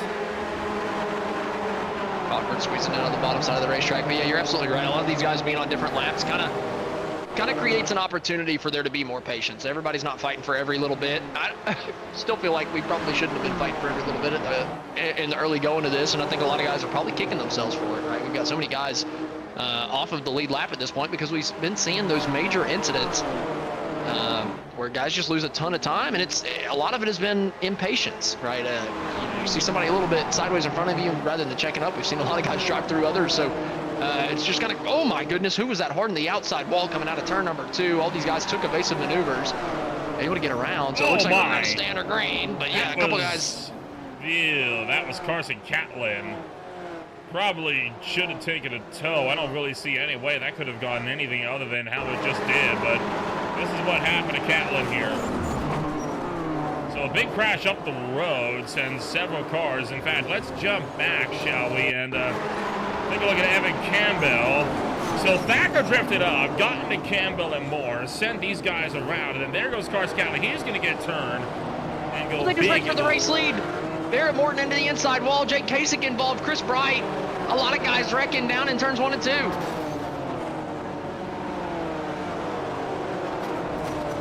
Oh my.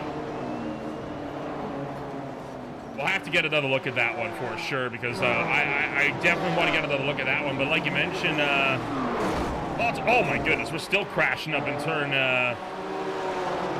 3, I think that was. But you mentioned Barrett Morton has been dumped. Yeah, Morton back to the 8th place position now. Lost a couple more cars off the lead lap, and we're still having a parking lot on the front straightaway. That's going to have to be a yellow just for a track blockage alone, and yep, there it is.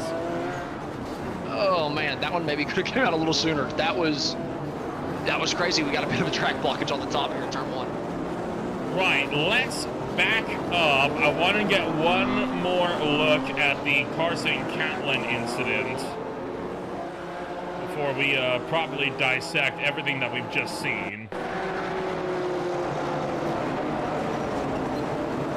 You see the crash up top, and then here's Barrett Morton getting turned down, and then it was the O2 that just comes flying in with a massive head of steam, and then look at the height that's going to be caught. There's Chris Bright being pounded into the wall, and then still waiting for the O2 to come up on the scene. You see the headlights, though, against the outside wall. Here he comes.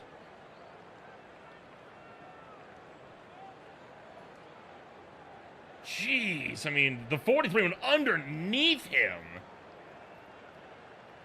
Austin, I think that is one of the most violent head-on collisions I've ever seen in my life. Yeah, if I was Catlin, like you said, I probably would have taken the toe. He was already 17 laps down.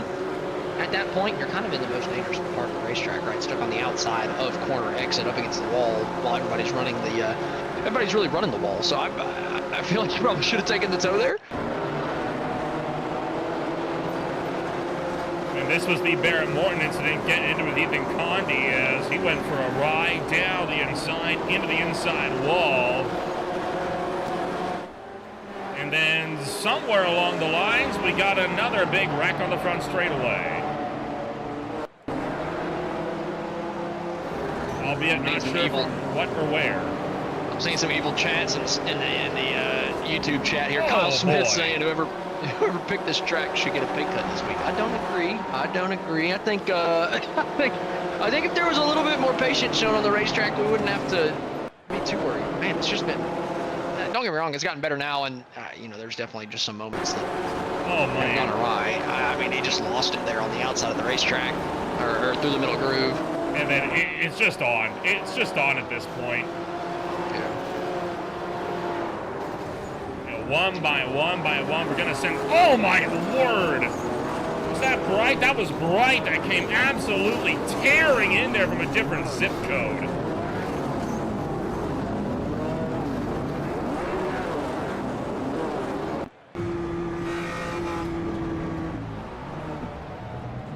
Let's try to get a look on board with Chris Bright and what he saw. Just able to get a chance. So we're going back green. Yeah, we're doubling up. I kind of wish these cautions were longer so we could get a better look at all this stuff. Well, green flag's out. The reference leaders are now on lap 133 of 250 with 38 minutes to go.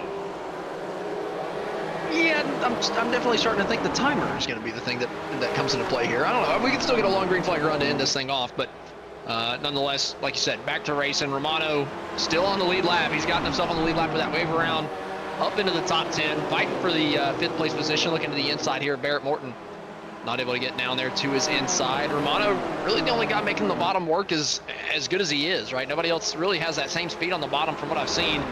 Barrett Morton trying it out though, trying to go past Bueller here down on the bottom of turns 1 and 2. Not quite able to get that one sorted out. He's going to try to find a spot. No, he's going to continue to ride the bottom, opening that door for Romano to fly through on the outside. So Romano from a lap down now into the top 5 if he can make this pass. Morton down low. Going to keep working with Romano up on top. See if maybe something can be fought for here. Giovanni Romano works with Barrett Morton just behind. Clear is Bueller, Ryan Verhulst, Alexander Fleming, and Alexander Hamilton and Scott Fleming, sorry, are both going at it. It's been a long day. Chris Flam's up at the front. He kind of benefited from Morton and Kasich getting involved in that last incident as they were running 1 and 2. Unfortunately, Kasich falling off of the lead lap, but Chris Flams ends up being the beneficiary off of that up in the race lead, but he's under fire from Austin Tucker heading down into turn number 1. Tucker all over the back bumper, and Stephen Purcell continuing his good run in 3rd, but here comes Tucker down to the bottom of turn 3. Trying to slide up in front of Chris Flams. Can he get clear through the exit of the corner? He's able to do it. Take that race lead away. And Stephen Purcell now to the inside of Flams. Going to go and try to pick up the number 2 spot. Purcell now looking like he wants to get into the mix of this and is ready to party. We're in the closing stage of this race, and to be frank, Purcell has been up there at the front all race long. He has been on point so far this afternoon. Of course, Purcell, very much a part-time runner of this series. He has got 32 starts to his name here in this one. And in fact, this is his first start this season in the BMWs. He ran a lot of the Spec Racer Ford series just last season. And right now, dropped back a little bit in the battle for a second, but his best finish was just a 22nd, and that came in the late model stock race at Algarve, Portimao, March 19th of 2024, right? So this is looking to be, by and large, Purcell's best race of his beer league career to date. Yeah, doing great in that second place position for Stefan Purcell. I mean, what a run it's been all night long. Like you said, been running up towards the front the entirety of the race. Up in the second place spot. He's been top 5 basically the entire 55 minutes that we've been out here so far. It's just about, can he hang on to it? Can he avoid the little bit of mayhem that's still left out on the track? Still a lot of guys out here, even if there are a handful of laps down. So you got to be wary of getting a black flag for incident points, and you got to make sure that you don't get involved in that huge melee that we've seen time and time again. A little bit further back, Hammonds is looking for a position, but also Romano trying to take away this third place spot away from Chris Flams. What a recovery has been from Giovanni. It's been a solid recovery drive, yeah, for sure, as VC Tucker continued to pull away. Romano and Flams are now side by side for third. Caution is out, and this will be the second random yellow of the night. And well, how about that? I was asking for a chance for us to get a chance to look at some of those wrecks in greater detail. Now we can do just that. And we get some wave around, so we're going to get at least 4 more cars back on the lead lap here. Jake Kasich being the first guy 1 lap down. Tyler Agostino, Josh Freed, Antonio Alvarez, all those guys 1 lap down. And a host of cars 2 or 3 laps down behind them. So I believe all those guys are still going to be at least 1 lap down. But we will get a couple more contenders back onto the lead lap. So in particular here, I'm going to get another look at the big crash that happened with Carson Catlin, and I want to get a look on board with Ryan Murphy and the O2 machine, because I'm willing to bet here, because remember, no second yellow flags. Yeah, he had no idea that car was stopped there, and I mean, you want to talk about a ride. That is a ride.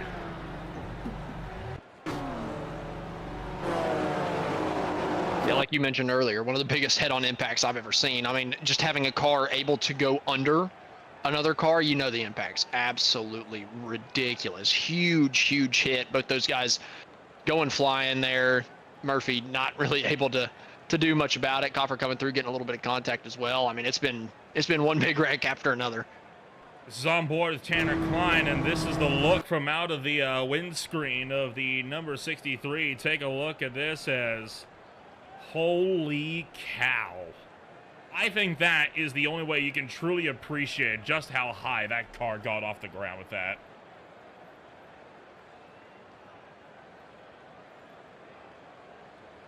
And then so are we done with the big wrecks, Nolan? Are we done with them? Oh, God, no. Not at all. Oh, come on, man. And then on the front straightaway, this is where things went awry and put us under the last caution for actual crash.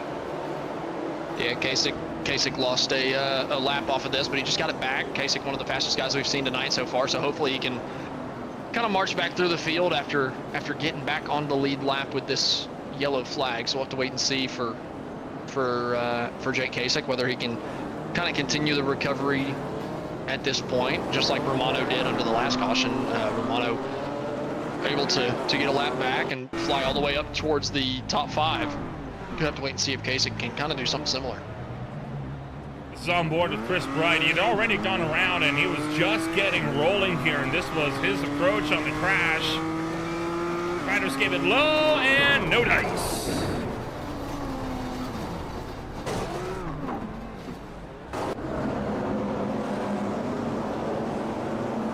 Well, Austin, caution comes out once again, and once again, we'll step back and be back with the end of this race.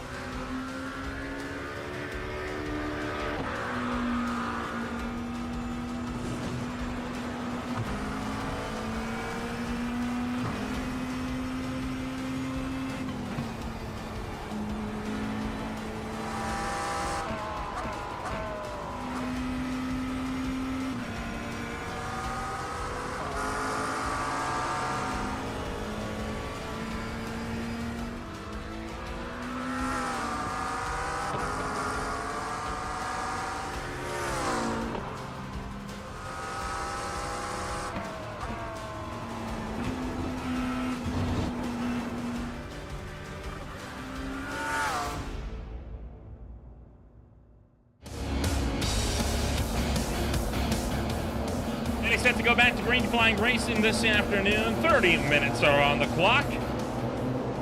Just 1/2 hour to go. We will restart this race on lap 154 of 250. Time is effectively the decider in this one. Bueller leads us back to the restart zone. Bueller leading for, I believe, the first time today. Scott Fleming getting clear for second place over the nose of Ryan Verhulst. All these guys having good runs so far. Tucker, though, on the outside. Getting to the outside of Fleming, getting stuffed into the fence. But he's able to take that second place spot. And now he's the one on deck to challenge Bueller for the win. A lot of aggression being shown right now from these drivers as they try to scramble down to the turn numbers 1 and 2 here. And still, there's still a lot of battling yet to be had on this afternoon. By the way, that's 29 to go. That is 29 minutes on the clock. Not sure where our second counter went. We will try to get that pulled up for you, though.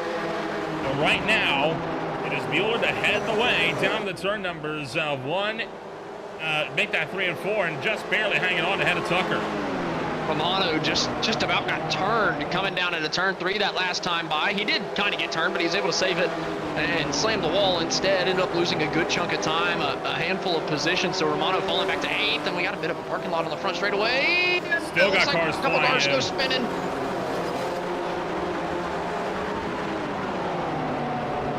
Doesn't look like it'll be anything that will cause us to check. Oh, never mind. Here we go again. 4 wide doesn't work.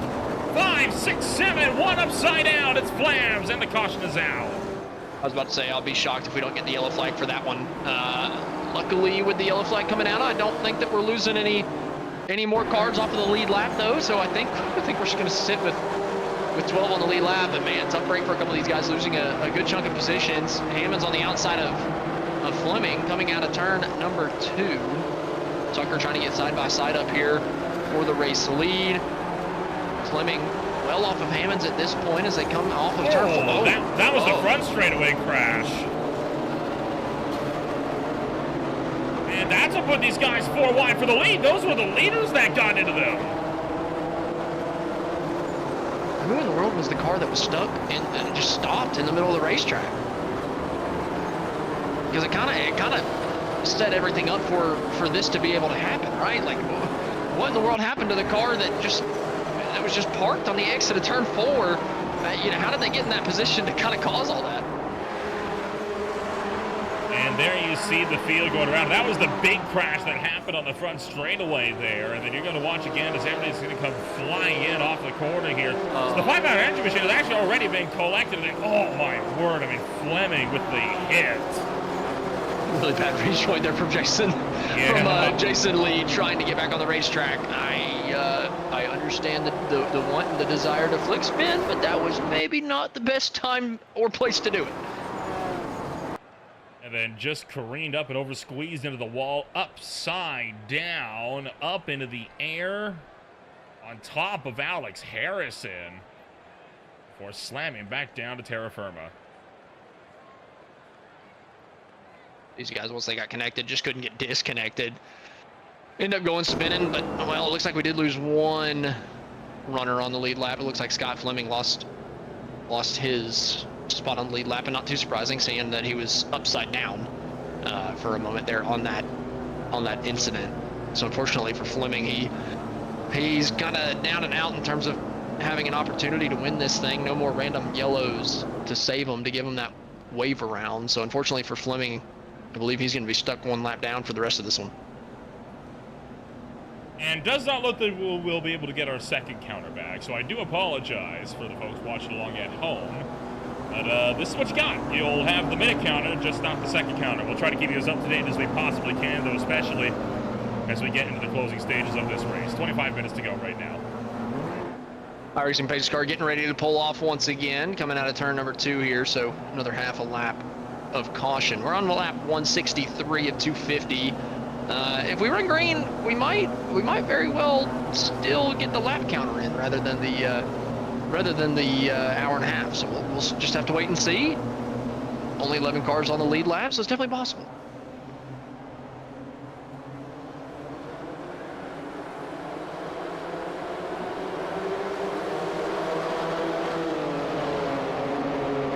green flag coming out. Austin Tucker down to the bottom side of the racetrack, taking that race lead. Barrett Morton, he's recovered back up to second place. We've seen him up front time and time again tonight so far. Romano down on the bottom side, able to take third away from Bueller. Hammonds, though, side by side for fourth with Bueller as we come down into turn 1 and 2. Looks like Hammond's going to be able to take that fourth place spot away. Agostino with a big run coming out of turn number 2, a little bit further back. Could not quite get to the back bumper of Alexander Bueller, but mostly single filed out through the top 5. First side-by-side battle is going to be Agostino and Flams as we come down to 1. Coming down to turn number 3, this time by 9 cars remain on the lead lap, and Austin Tucker is doing everything he can to try to pull himself clear, with Barrett Morton fighting to the inside of Giovanni Romano for the number 2 spot. Hammonds, Bueller, Agostino, Flams, Purcell, and Freed, the other contenders that are still on the lead lap, and that's really the only battle for position we got around the whole racetrack right now. Yeah, Kasich ended up losing that lap that he just got back. Not quite sure what happened to Jake Kasich to where he could lose the lap as well, but 10 cars left on that lead lap with a chance to win this thing, but one of them might be getting ready to go down a lap as well. Ryan Burhol's 13 seconds off the race lead. He's going to need a yellow, and he's going to need it quick for him to be able to recover and restart with the rest of the field again.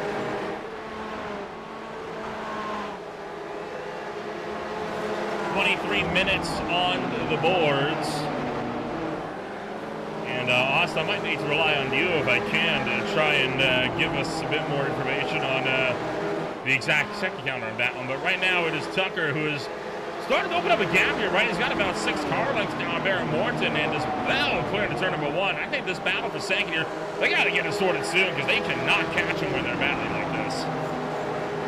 Yeah, side by side for second place. Tucker just absolutely flying at this point, getting past the lap car. Been able to pull out even bigger of a gap as these guys fighting for the second place spot. Romano a little bit quicker than Morton so far right now, but Barrett Morton has been up front the entirety of the race, just trying to hang on to that second place position. He wants this podium, man. He's been up here all night long. He deserves it at this point.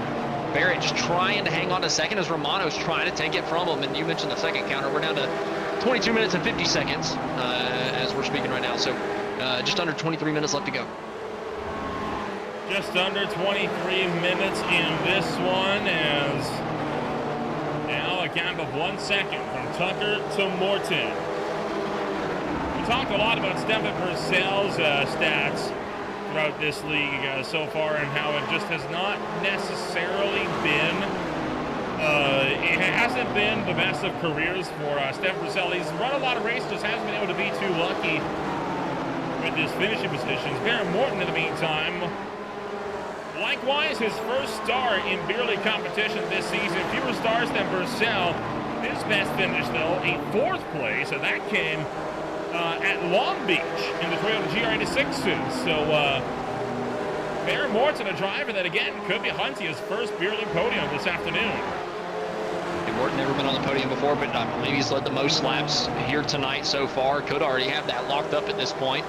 If Tucker can lead the rest of the way, he might be able to have a say-so in that, but Morton doing a great job kind of helping Tucker out at this point. With him being side-by-side with Romano for so long, it's just let Tucker get away, and it's brought Alexander Hammonds into the fray for second.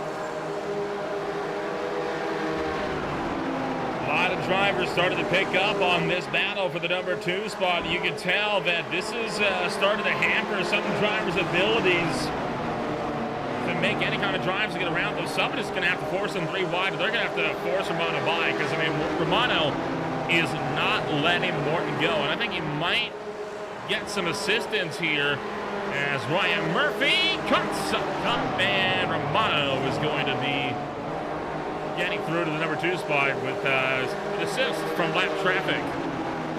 Yeah, Romano finally getting the pick that he needed up on the top side of the racetrack. Morton had to fall in line and end up losing that position. He's able to hang on to 3rd over Alexander Hammonds, though. Hammonds and Bueller right on the back bumper. Agostino not too far behind either. So still a heated battle for the 3rd place position between about 4 of these guys. Morton just doing everything he can to hang on. I don't know if he's lost a little bit of speed lately or what, but he seems to be struggling now in that 3rd place position. Yeah, seems he's struggling. Might have burned up some of his equipment in this one, as Morton just trying to hang on against a charging Giovanni Romano, not to charge Giovanni Romano, but charging Alexander Hammonds and looking like Morton going to be bumped down of what would be a career best third place finish, as he's going to have Hammonds should get around him here to bump him off of the podium spots. Yeah, Hammond's down to the inside. It's just so tough to complete that pass on the bottom. Oh, We're boy. going to the outside wall. Alexander Hammond's going spinning as well. I think that's Chris Flams that came in and got contact. We got more cars flying in on the exit of turn number 2. And the good run that we've seen from Barrett Morton and Alexander Hammonds goes up in smoke. Oh, my word. Gosh. Mortensen flying down the back straightaway. One car hard up into the outside wall. Shocked this has not been a yellow yet. They might not have a choice. Got 2 cars stopping as the outside wall. No safe way for them to get back down the racetrack. And now Ryan Murphy's just collected another one up the road. I believe Bueller got forced down pit road in all of this as well. So Bueller having to go down pit road under the caution. Just stuck in the middle. This is not where you want to be. Up the banking here for the 79. Gambrel just kind of stuck. I hate to just take the toe. It's not happening. There you go. I mean, you got to make the call sooner or later, right? Unfortunately, that's dropped off a couple more people from the lead lap. Like I said, Bueller got shoved down pit road, so he's lost out in all of that. But Morton and Hammond's coming together. I mean, Morton, oh man, Barrett left enough room, I feel like, down there, and Hammonds was trying to take as high of a line as possible so he can continue a good run through the center of the corner, because we've seen how hard it is to pass on the bottom. But I just think he took a little bit too much room away from Barrett, and Barrett wasn't expecting it. He definitely wasn't expecting going flying through the sky down the back straightaway here. That was unbelievable. And once again, we have got to get a look on board with some of these cars and show you just how insane of a view that was.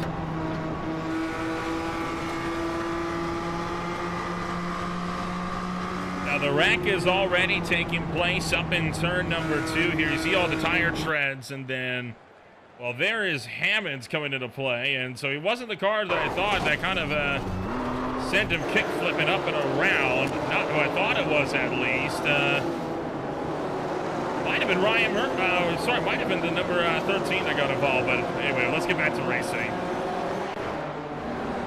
And it looks like the exact time we got left is 17 minutes and 42 seconds. Every time that you see that clock switch from, we'll see it switch from 17 to 16 here in about 35 seconds. Each time that happens, it really means that we have 16 minutes and 59 seconds left. As soon as you see it switch over from 17 to 16, it'll be 16 minutes and 59 seconds, and automatically auto rounds down all the way to the next whole number. So here in about 20 seconds, you'll see it swap, and that'll be whenever we actually have exactly 17 minutes to go. So a little over 17 minutes left on the clock while we're working lap number 194 currently for your race leader. So about 57 to go if we stay green. I think we might just get all that in. And officially for the first time tonight, no battles within 1 second of each other on the racetrack. Boy, I didn't think that was going to be something I'd be saying at all tonight. Well, we knew it was going to be a war of attrition. I didn't know it was going to be, or I didn't think it was going to be this big of a war of attrition. It's just, you get these big pileups, and it's just not a lot of room for people to go, right? Not a lot of escape room. You get down into one of these corners, you're taking the banking around, and you can't see all the way out the exit of a corner like you could at like a mile and a half. You don't have as much vision, so these cars get stopped in the racing groove or spinning in the racing groove, and you don't see it until it's too late. Looking to the inside of Ron Wolf is Jake Casa. Casa going to find his way up into 8th place, albeit now 1 lap down, as is the case for several drivers in this field. So time continuing to slowly but surely get away from us here. We just crossed over the 16 minutes to go mark. And confirm this race, by the way, is going to be on time. No way you're getting 50 laps in 15 minutes. What do you mean? What do you mean? If it stays green, right, okay. Let's, the lap, close there between Romano and Bueller, but if lap time is 16 seconds, which it is, you can almost complete 4 laps in a minute. And at that rate, 40 laps in 10 minutes, well, that would mean 50 laps in 12 and a half minutes. So my math for 55 laps at 14.5 seconds apiece is showing 15 minutes and a quarter. I don't know what to tell you. You can get 4 laps in 15 seconds, and then in a minute. Excuse me. That's on their best laps, though. Remember, we're running 16-second lap times there, and that adds up pretty quickly. Well, I'm sitting here, fingers crossed, hoping that this thing's green, so I can prove you wrong. One more caution, and you are going to be proven wrong. You know that, right? Oh, absolutely, absolutely. But if we stay green here, we're gonna finish. We're gonna finish by the lap count. I guarantee you. I don't think we will. I guarantee it. I trust my math. I don't trust your math. I was a skim student. I can't remember the last time your math has been right. What? My math has been correct all the time. My math is great math. I may be from Alabama, but I'm the smartest math person in Alabama. The Gamble has just spun it? Still might not be saying much. Yeah. I still believe in myself. I hope we stay green. I'm telling you, I'm going to rub it in your face so hard. We got 45 laps to go at this point. I believe. We all need that kind of self-positivity in our lives. Yeah, just a little bit. If there's one thing I'm confident in, it's my math. Okay? So do not take this away from me, Spinny Man. What if I want to, though, because it's funny? Then that would be all I have left, and, well, I guess I probably just wouldn't show up to the broadcast on Wednesday next week. You're not even going to be showing up anyway after 3 weeks. You're Well, leaving me behind. Hey, that didn't have anything to do with math. Well, they don't know that. Well, you know, it is what it... No, Kyle, I'm telling you, buddy, I'm 99th percentile whenever we were taking those tests. Kyle Smith in the chat saying not a shining endorsement for math in Alabama. No, buddy, I was 99th percentile in high school. I'm like 8 or 9 years out of high school, but... Isn't the 99th percentile just mean that you're better than, like, 1% of other students? Oh, is it the other way around? If you're in the 99th percentile, it means that you are better than 99%. I don't believe that. Okay. I don't believe you. No, I remember one of my teachers, they didn't care a lick about math for some reason in my high school. Oh man, big wreck down the front. Kasich, Campbell. Oh, well, Flames kind of hunted him down there on the bottom. Yeah, but no, I'm telling you, I got, my parents got called into the office after we took a big statewide mandated testing in like 10th grade. And they were like, look at his terrible English scores, blah, blah, blah, blah, blah. And my mom had to be like, well, look at his math scores. They didn't even check the math scores, and then they saw him 99th percentile, and they're like, oh, okay, he's fine. Oy. Yeah, that was a big crash on the front straightaway. Holy cow. And again, one of those instances where it just kind of never really stopped, did it? No, not really. Am I regretting my pick for the racetrack? Maybe a little bit. Maybe a little bit. But that didn't have anything to do with math. Maybe it should have. Oh, man. The 99 Movers car just had nowhere to go. Cam with a vicious slick into the inside wall.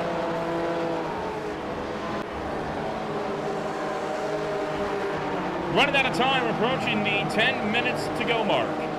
Well, it's still 11 minutes and 50 seconds. And we've got, let's see, 47 laps to go, 46 and a half for our race leader. I'm telling you, my math is adding up. I'm telling you, we're finishing this race by the lap count. By the skin of our teeth, but we're finishing it by the lap counter if we stay green. I don't believe it. Now, I do sound like what that guy just said in the chat. My mama said alligators is angry because they got all them teeth and no toothbrush. Oh, boy. I do kind of sound like Adam Sandler from Waterworld. We've just had another big crash on the back straightaway. Condi going around again, this time collecting Antonio Alvarez. Condi just cannot catch a break tonight. The car's broken a couple times. I think it broke. It looked like he downshifted. It looked like he downshifted. I think he did. Oh, man. And then there's the lick with Bright. And here comes Alvarez. Just, oh, my. Oh, man. My mama said. Well, we still got a lot of race coming up on Green Flag TV. Also, I think you're going to be hopping to the broadcast booth tomorrow night for the Speed Cup Series at Atlanta Motor Speedway. And, only going around. Alrighty. It's a big day for long races this weekend.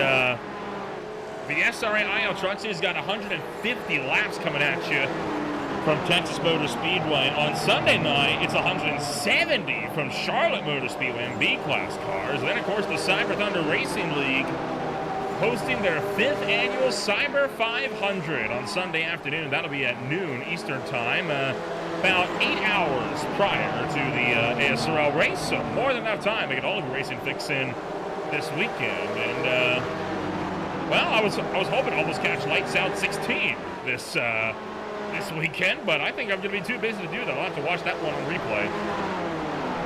Is Austin Tucker going to be the first person to lap the field in beer league competition? Could we see Austin Tucker lap the field here? He's only got one more to go. With the way that the carnage has been happening, we only need either Tucker or Agostino to wreck, and then one of them would lap the field. Has that really never happened before?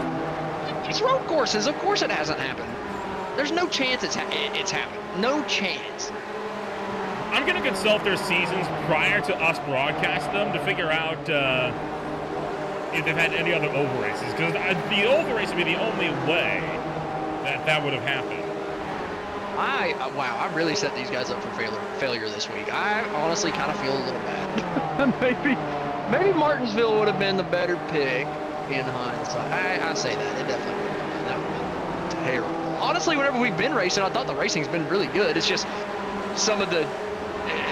Whenever we have a big enough stack up, it's just about impossible for you to avoid an accident, right? You might have nothing to do with it, and all of a sudden you're a lap, 2 laps down. And I feel like that's kind of been the downfall of a lot of these guys tonight. So I feel bad for a lot of the guys that's kind of gotten caught up in issues like that. You know, maybe a track like Dover or something like that would have been a little bit better. You know, with it just being a little bit longer straightaways, a little bit more room through the corners as well. Maybe that would have worked out a little bit better. But whenever we've been green, I feel like, you know, most of the racing has been good as long as we're not crashing.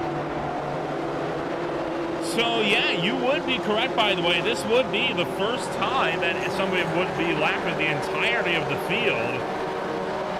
But, still a ways before we can officially make that official here in this one. Purcell, meanwhile, and Romano slicing and dicing for 3rd place. Purcell Romano cuts the inside, trying to take away Purcell's first podium. I was about to say, they might be a lap down, but Stefan Purcell is not going to be racing like he's a lap down at this point. He has to want this podium more than anything at this point. Fighting for his first podium ever in beer league competition. It doesn't matter how far behind you are from the race leader. You're going to fight for everything he got, especially whenever that guy behind you that's trying to take it away is a 2-time champion in the series. And he's also got the highest oval I rating in the entire beer league. The guy behind him of Giovanni Romano. So Purcell trying to make a statement here, finishing in the top 3. On board with Romano as he rides on the back of Stefan Purcell. Purcell up to the high side of the racetrack, trying to make something happen down the back straightaway at the last Great Coliseum. Pulling clear in the middle of turn number 4, not quite. Purcell fighting back from the top shelf, and right now Romano, Purcell forced to check up for Shane Cameron, and that's going to let Romano through to 2nd. There Romano just couldn't do, or Purcell just couldn't do anything about it. I mean, you know, you just get stuck behind the pick on the top side of the racetrack, and you just honestly have to lift at that point. Unfortunate for Stefan Purcell, fighting for that podium. He wanted it, just could not quite hang on. He's going to need something to happen to Romano up in front of him now at this point to hopefully get that position back. Romano side by side with Bueller coming down the front straightaway. Able to put him a lap down to him again, and Purcell trying to follow him through, but 17 laps to go now on the dock, and I'm thinking we're getting to the lap counter. I think it's going to be the lap counter, not the timer. Coming down in the round into turn numbers 1 and 2, and as Romano pulling clear rapidly of Purcell. Already anybody that's beyond 17th at least is now 10 plus laps down. I mean, that is insane to think about, right? I mean, the scoring grid kind of looks like how the SRA race did at Rockingham this last Saturday. You know, it's kind of funny. I'm looking over at the YouTube chat, and I'm like, man, I bet nobody's watching because we've got 2 cars on the lead lap. But I look down, there's 40 plus people in your YouTube chat. We had over 45 earlier. I know, but now that I'm thinking about it, it might be half of the beer league. It might be half the runners in the league coming in to watch the finish since they've pulled it down pit road. So maybe that might be a little inflated, but hey, we'll take the numbers. You're welcome, Nolan.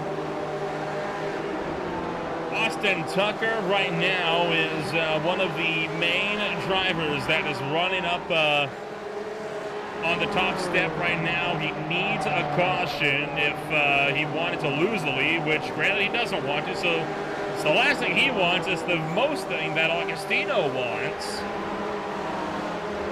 It's going to be a hard ass though at the time being, I think. Oh, trouble behind into the wall. And now crashing big time. Oh, huge hit. No, I don't need the yellow. Blevins goes up into the air. Still got cars flying in. Don't think we're going to get it. And we're not going to. Yeah, we're ending this by the lap counter. I'm telling you, Alabama math coming into play here, but not big wreck down the front straightaway. Ringo Harrison on the outside. Blevins kind of cleared himself. Ringo was already on the fence, and Blevins continued up the racetrack and up coming down and collecting casing. Oh, and that's a hit and a half. There's been a lot of very brutal impacts this afternoon, and definitely not a race that you'd be wanting to run in the real world. I'm thinking I should not jump up into the main Discord chat after this one. I think I need to... no, please, by all means, your choice. No. You are obligated to jump in there. I think I'm going to tuck my tail between my legs and never say a word to anybody in here again. Coward. Get up there. Face your decisions. Oh, I might have to. Either way, 7 laps to go here. Just about to be 6 for Austin Tucker. And look at, he's only got a second and a half before he can lap Agostino. One little bobble, one little mistake from Agostino, and Tucker's going to be the first guy to lap the entire field. Looking for history this afternoon on what is such an up and down drive. And wouldn't you believe it, Austin Tucker started this race in the front row as well, which I think is more crazy than anything. Got so many guys that have fought their way through. Agostino plus 38, Romano plus 35, Purcell plus 13, Verhulst plus 28. Not often do you see a driver that started on the front row ending on the in the top 3. Especially with the heat race flips, typically it kind of shakes up the running order. But honestly, I felt like starting up towards in the top 10 was probably the best place to start. Well, obviously that's pretty standard, but even more so tonight with it being Bristol. All the accidents kind of started mid-pack and just collected everybody behind and then put people a lap down. So if you were ahead of all the mayhem, you got to dodge a lot of it and continue to run away from people. So just starting up towards the top 10, top 15, I think was a bigger deal this week than it has been in weeks prior. 2 laps to go here for Tucker, still trying to get up there to lap Agostino, who's just a couple cars in front. There's Agostino. There's Tucker. I don't think it's going to happen. Not with only 14 seconds of running left on the clock. White flag is in the air this time by racing action this afternoon is official. And Austin Tucker going to cruise into turn numbers 3 and 4 with 2 minutes on the clock. He's going to come off the final corner. Austin Tucker wins another one at the Bristol Motor Speedway. Never had a doubt that was going to go down on laps.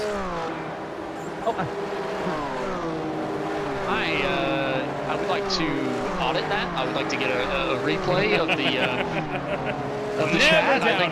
Never doubted. You doubted my mouth big time. You doubted my math. Alabama math is always reliable as all heck. My Alabama math is. Everybody else's sucks. 99th percentile, buddy. I told you. There's only 1% smarter than me. Alabama math. Only 1% smarter than me, except I don't know how to pick a good racetrack, apparently. We had a good race tonight. It was careful. I think when we were racing green, it was fun. I think he's trying to do burnouts. I don't think you can do burnouts in these cars. I mean, you could try. Whenever we race in green, it was fun. Appreciate everybody tuning in to the mayhem tonight. 49 people watching at the checkered flag. So we appreciate everybody coming out watching the finish of this one. I see Colby Jack Cheese in the YouTube chat as well. Austin Tucker, all these guys doing some celebratory shenanigans, I suppose, the typical beer league shenanigans. Probably more celebrating that the race is over for everybody other than Austin Tucker. It's going to be a big drive for Austin Tucker. Takes his first win of season number 10 this afternoon, and oh my goodness. Just got absolutely taken out. But yeah, Austin Tucker might be his first win of the season, but boy, he's had a few of them. His 6th win overall. He's going to be mighty proud of what he's able to do this afternoon. Let's take a rundown of your official post-race results this afternoon, as it is going to be none other than Austin Tucker coming home number 1 this afternoon, with Tyler Augustino down in 2nd. Romano makes it a pro driver, 1, 2, 3. M-Class winner is 7% with Verhulst in 5th. Then it's Hamilton 6th, Bueller in 7th, and Flams, Wolf, and Bright round out the top 10. Babcock in 11th, Ringo Harrison 12th, Aaron Thacker in 13th, Jake Kasich 14th, Jason Lee in 15th, Todd Madole, Darren Bai, Tanner Klein, Eric Ronenberg, and Scott Fleming round out the top 20. Moving on down to 21st place, it's going to be Antonio Alvarez with Vietnam, Blevins, Beckman, Gambrell, Murphy, Gouge, Freed, Condi, and Cameron for the top 30. 31st was Carson Catlin, Evan Campbell in 32nd, Barrett Morton in 33rd, Cofford in 34th. Tyler Carlson rounds out the top 35 with Jeremy Castro, Adam Mailhot, Justin Hall, Brooks Clayton, Corey Barrett, and Kyle Smith rounding out the 41 car field here tonight. And that is going to do it for racing action at Bristol Motor Speedway. We're going to get the chance now to give a chit-chat here to all the drivers that come home, numbers 1, 2, and 3 this afternoon. It's Austin Tucker, the driver that comes home number 1 this afternoon. Austin, huge win for you this afternoon, your 6th of your beer league career, and you were so close to making history by being the first beer league driver to lap the entire field as well. Thank you, Nolan. Yeah, I was pushing as hard as I could to catch Tyler there at the end. I knew his tires were about 35 laps older than mine, and I think I could go up to half a second a lap quicker than him, and I saved the first 2/3 of that run, and once it was clear, even if there was a caution, there would only be a few people on the lead lap. I just started pushing and just trying to survive. Overall, kind of walk us through the night. It started off a bit rough, but you got quite a few good green flag laps, and I think defying the odds coming on home to finish on laps, not something that was on the bingo cards this afternoon. Yeah, I tried to leave enough time on the board that we would finish on laps, and then we started wrecking so much. I didn't think we would make it either, but a lot of people got many laps down, so they were already out of the race, and that kind of cleaned up the size of the wrecks. Yeah. Well, we'll wish you the best of luck when we go racing next week, wherever that might happen to be. But congratulations on win number 6 and your first of season number 10. Thank you, Nolan. Thank you, Austin, for the pick. Yeah, you're welcome. Austin Tucker comes home number 1 this afternoon. That moves us on down to Tyler Augustino, the driver that had his own struggles tonight, but he finishes 2nd, and he is standing by with Austin Edstrom. Yeah, I think Tucker might have been the only guy happy with the pick at the end of the night, but Augustino coming home in 2nd place. Still a great finish for Tyler. At the end of the day, Tyler, what was it like out there? Was it as crazy as it looked from the booth? Yeah, it was pretty terrible, to be honest. It was mostly just about avoiding the silly 4Xs, both before the cautions come out, but also after. I think a lot of what ended up knocking people off the lead lap towards the end of the race was having to serve drive-throughs for the incident penalty once they got to 40 or 55 incidents. So I was able to keep my nose clean and just kind of turn away laps, and before I know it, it was 10 minutes to go, and I'm looking at a podium and just kind of wondering what happened. So Tyler, I gotta ask, should I show my face in the main driver chat after the YouTube stream goes dark, or am I going to? You might want to give it a day or two. Yeah, you might want to give it a day or two. It's no, I got to go back and see how many people actually ended up finishing the race. I think we had some rage quits tonight, but you know what? We were saying this in the voice chat, though. When we got those long runs, when you were just kind of ticking away laps, it was a lot of fun. There was some tire management games. There were some different lines kind of developing throughout the track. We had a lot of fun with it on Monday. But I think the thing that just got us was just so many incidents. And we'd kind of set that threshold for how many incidents end up bringing a caution out unscheduled, and we were adjusting it as we went. I think it was still a little bit more than we were anticipating and hoping for, but ultimately, when the track is blocked, it's kind of unfair to the guys that have a real race to run if they gotta just send it straight through that in order to keep their race together. So it's kind of a balancing act. After maybe the most wild card of wild cards that we've ever had, how excited are you to go back to a normal racetrack next week? Oh, I'm so excited. I mean, I've been enjoying learning tracks on this car. This is kind of an interesting car to adjust to. So I'm kind of hoping for another new to me track for the next time we race. The oval was an adjustment. It's something I'm not super familiar with, so I enjoyed adapting to that. But yeah, I'm ready to go back to my bread and butter on some road courses. Well, Tyler, congratulations on surviving to finish second. Good job bringing home the podium, and I'm sorry. Thanks. That's all right. That was our second place finisher of Tyler Augustino. Next up, we're going to pull up a guy who was really excited about it 1 week ago. We'll have to see if he was still excited with the race or not, but we're going to throw it back over to Nolan to interview Giovanni, your third place finisher. Giovanni, you come home third this afternoon. You had the highest oval I rating coming into this thing, so we weren't too surprised about the podium finish, but yeah, quite a big fight there with Stefan Bristol for that final podium spot in the closing stages. Walk us through it. Yeah, it was that was a fight. Let me try and remember. Yeah, it was frustrating because he was running the bottom, from what I always remember, and which most people weren't. So I had been passing everyone on the bottom up to that point. So I had to actually try and move around to get past them. And I think eventually I think I worked him over. I think my tires were just a little better at that point because I'd reeled him in fairly quickly. So I ended up getting under him, and I think he just couldn't make the top stick anymore. And I got through. Overall, it is an extremely different style of race that we have here compared to quite literally any other track on the market that we've had in beer league history. How did you have to go about changing up how you approach this race in order to come out on top this afternoon? Well, first of all, I had to build a setup that wouldn't burn the right rear off so quickly that it would self-spin in 15 laps. So that took a little bit of time to figure out. Because it's not like an oval tire, it's like a road tire, so it just melts, and if the setup is too free and just spins once the tires hit 270 degrees Fahrenheit. It's bonkers. So there was that, and then obviously I mentioned it last week, but there's multiple lines, right? Multiple grooves, and I was really happy that at least that came into play, that had people running the top, people running the bottom, and there was a strategy on where to go, and that was really cool. Overall, looking like this race going to be one that some people will look back fondly upon. Others might look back not so fondly on. Where does it sit with you, and what can we expect out of you in the coming weeks as we close out the season?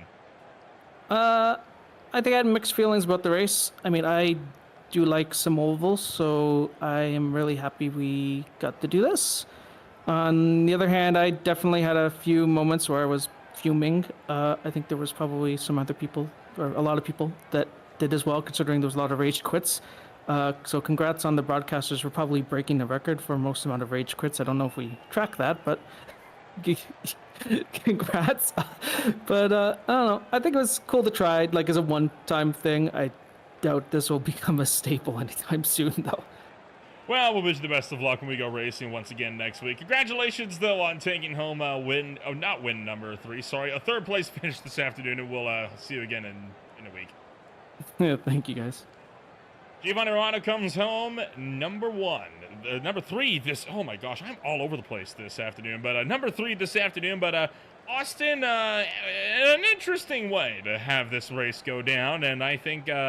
like you said, right, some drivers are going to love this, some drivers, not so much. I'm still going to drag you out there, by the way, so you can explain your actions to the rest of this field, but I had a good time. Not if I lead first. Well, then no, I had a good time, too, and, I was really expecting, the green flag runs were good whenever we got the green flag runs, right? Whenever the field would spread out a little bit, and we were keeping the cars off of each other. I actually thought the racing was really fun, really good, and exciting to watch. It's just the way that we had 40 cars out on the field, and the way that the cautions kind of broke down and the way that the track is just unbelievably unforgiving, super tight. You can't even see the exits of the corners whenever you're in the middle of the corner. It kind of lended itself to some unforeseen issues that probably should have been foreseen by myself. I think, in hindsight, Dover probably would have been a really good pick with it being bigger and, actually having some room to maneuver around guys. So in hindsight, might have picked Dover instead, but nonetheless, like you said, a couple of guys probably really enjoyed it. Most of the field probably wants to, riot against me and stab me with a stake or two. Well, we'll see how things are all going to pan on out when we go racing once again. But overall, still a very awesome night of racing. We do manage to get it finished up on the lap count. Before we get to racing next week, though, we've still got more race action coming up for you on Green Flag TV. Tomorrow night, we may have left Daytona, but that doesn't mean the Super Speedway is over. Speed Cup Series swings out to Atlanta Motor Speedway on Thursday nights. For the SRA IL Truck Series on Saturdays, the Big Tex 150 down at Texas Motor Speedway, 150 laps around that 1.5 mile behemoth. From there, the Cyber Thunder Racing League has their 5th annual Cyber 500 on Sunday afternoon at noon Eastern Time. Then at 8 o'clock p.m. later that night, the SRL Xfinity Series will jump out to Charlotte Motor Speedway to round number 2 for 170 laps around America's home for motorsports. That'll be capped off with the High Type Racing League M40 Premier Series for the Phoenix Raceway to close out the round of 8 and set us up for the season finale. The Ole Miss Rail Cup Series returning from a 1-week break to Martinsville, of all places. Oh boy, it's going to be an interesting Tuesday afternoon. A lot of high emotions after Pocono. No doubt going to be even crazier when we go racing at the world's fastest paperclip. For now, if you want to find out more about who you are, what we can offer you, check us out today at www.greenflagtv.com. I'm Will Ramble alongside Austin Edstrom. Thank you so much for joining us. We'll see you when we go racing next week in the Beer League.